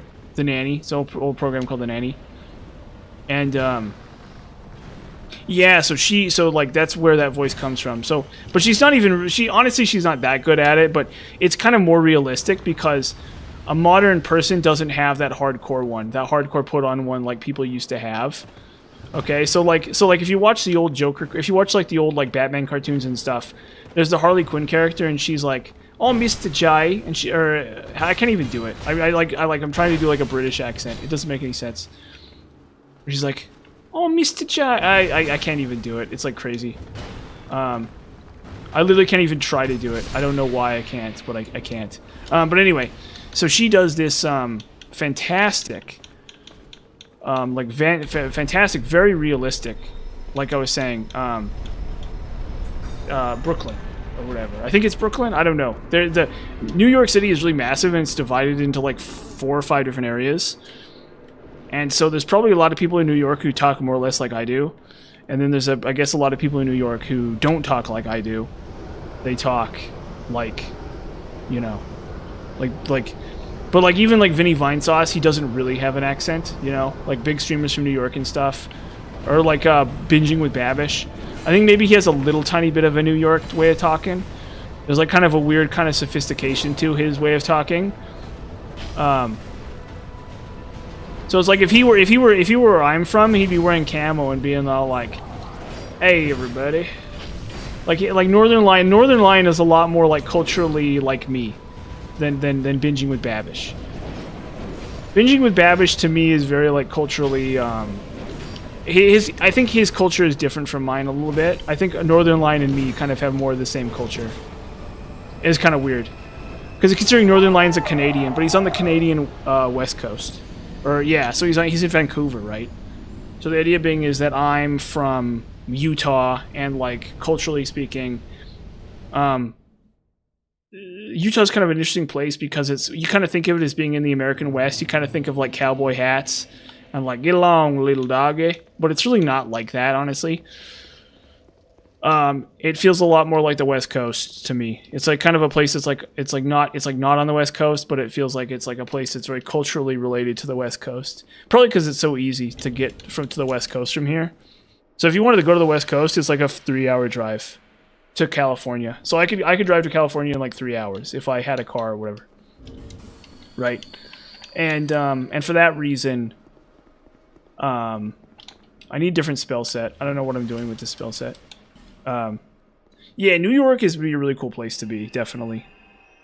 But I feel like they have a slightly different accent and culture. It is different from the place I'm from a little tiny bit. I wouldn't say in like a really profoundly exceptional way. And like I wouldn't be able to identify that someone is from New York just by looking at them. Right? Like I couldn't see somebody on the street and be like, "Oh, this guy's from New York." Like maybe like 1% of 1%. I kind of get that vibe from somebody. But it feels like we're more like if you want to know what the culture I come from is like, Northern Lion is kind of like that. It's very like Northern Lion. Where Northern Lion, he's from like a small town in a rural place, and then he moved to Vancouver. And so he's like in this like, and it's not like it's that Vancouver I think is a pretty big city actually, but it has kind of that like West Coast vibe to it, definitely. Even though it's still like a Canadian city. And he doesn't say like a boot or anything, you know what I mean? He's not like, "Oh, a boot." Right? Because he's from the west part of Canada, probably. Would be my guess. Like you never hear Northern Lion say, "Yeah, I'm talking about this," right? But he is like, you watch Red Letter Media, like Red Letter Media is a great example, right? Where if you watch Red Letter Media, they have this Wisconsin accent. Don't you know? They have this Wisconsin accent. And it's like hard to do. I can actually do it better than a lot of accents. But I can't really do it. Right? But they have this little tiny Wisconsin accent. It's not much. It's almost it's almost like unless you know that it's there, it's hard to even tell that it's there. But sometimes they'll put it on like crazy. Sometimes they'll be like, "Don't you know? We're cheeseheads up here, you know?" And it's like a very specific regional dialect that used to be more relevant in American culture, but nowadays only old people have it. So there's a lot of those, And so the idea that Margot Robbie could do, like I was to circle back to that, the idea that Margot Robbie can do one of those micro accents is like insane. It's literally crazy. And it's like a very specific one. Like a very, very, very specific, very difficult one to do.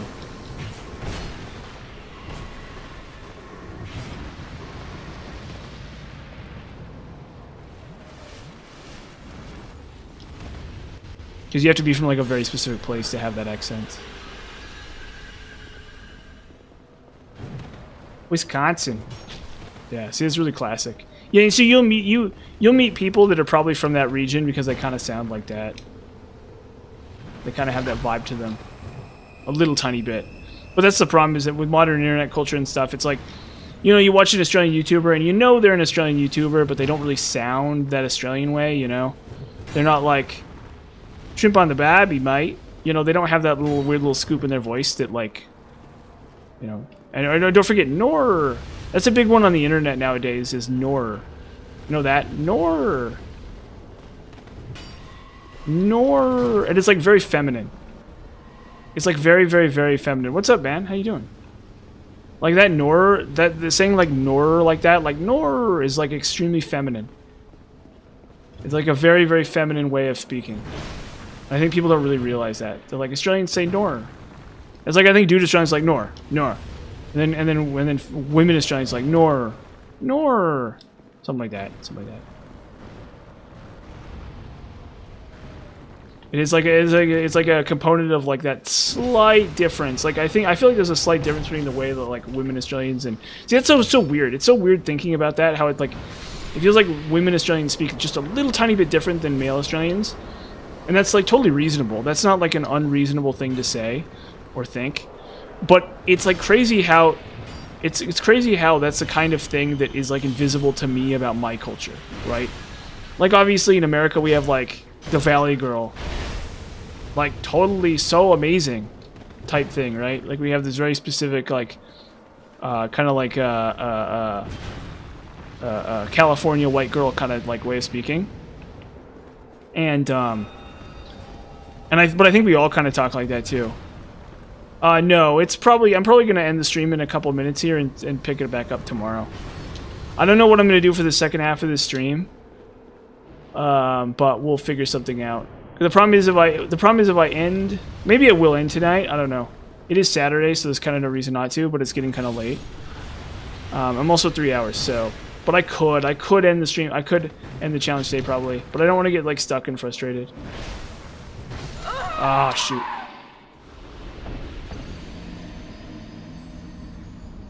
I probably have another like 2 hours of play. If I stop right now, I have like another 2 hours to go. So maybe I'll probably stop right now tonight. Yeah, you guys have a good night, everybody. Let's call it a night. Well, we can finish up tomorrow. I'll decide what the stream will be tomorrow night when I get around to it. Maybe we'll do some more testing with weapons, or we'll do something. I don't know, but I'll have something tomorrow night for sure. Something will happen. We'll have like.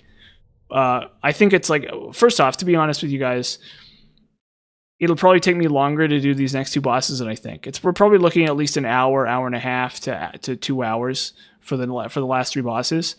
Okay, and then also I'll figure something out. We'll do some testing. We'll do some like, I don't know. We'll figure something out. But yeah, this is like the next stream is the end of the whole series. We're almost done with the whole game. So consider tuning in tomorrow night. I'll try to be early at 6. And have a good night, everyone. Thanks for watching. Uh-oh. What is it doing?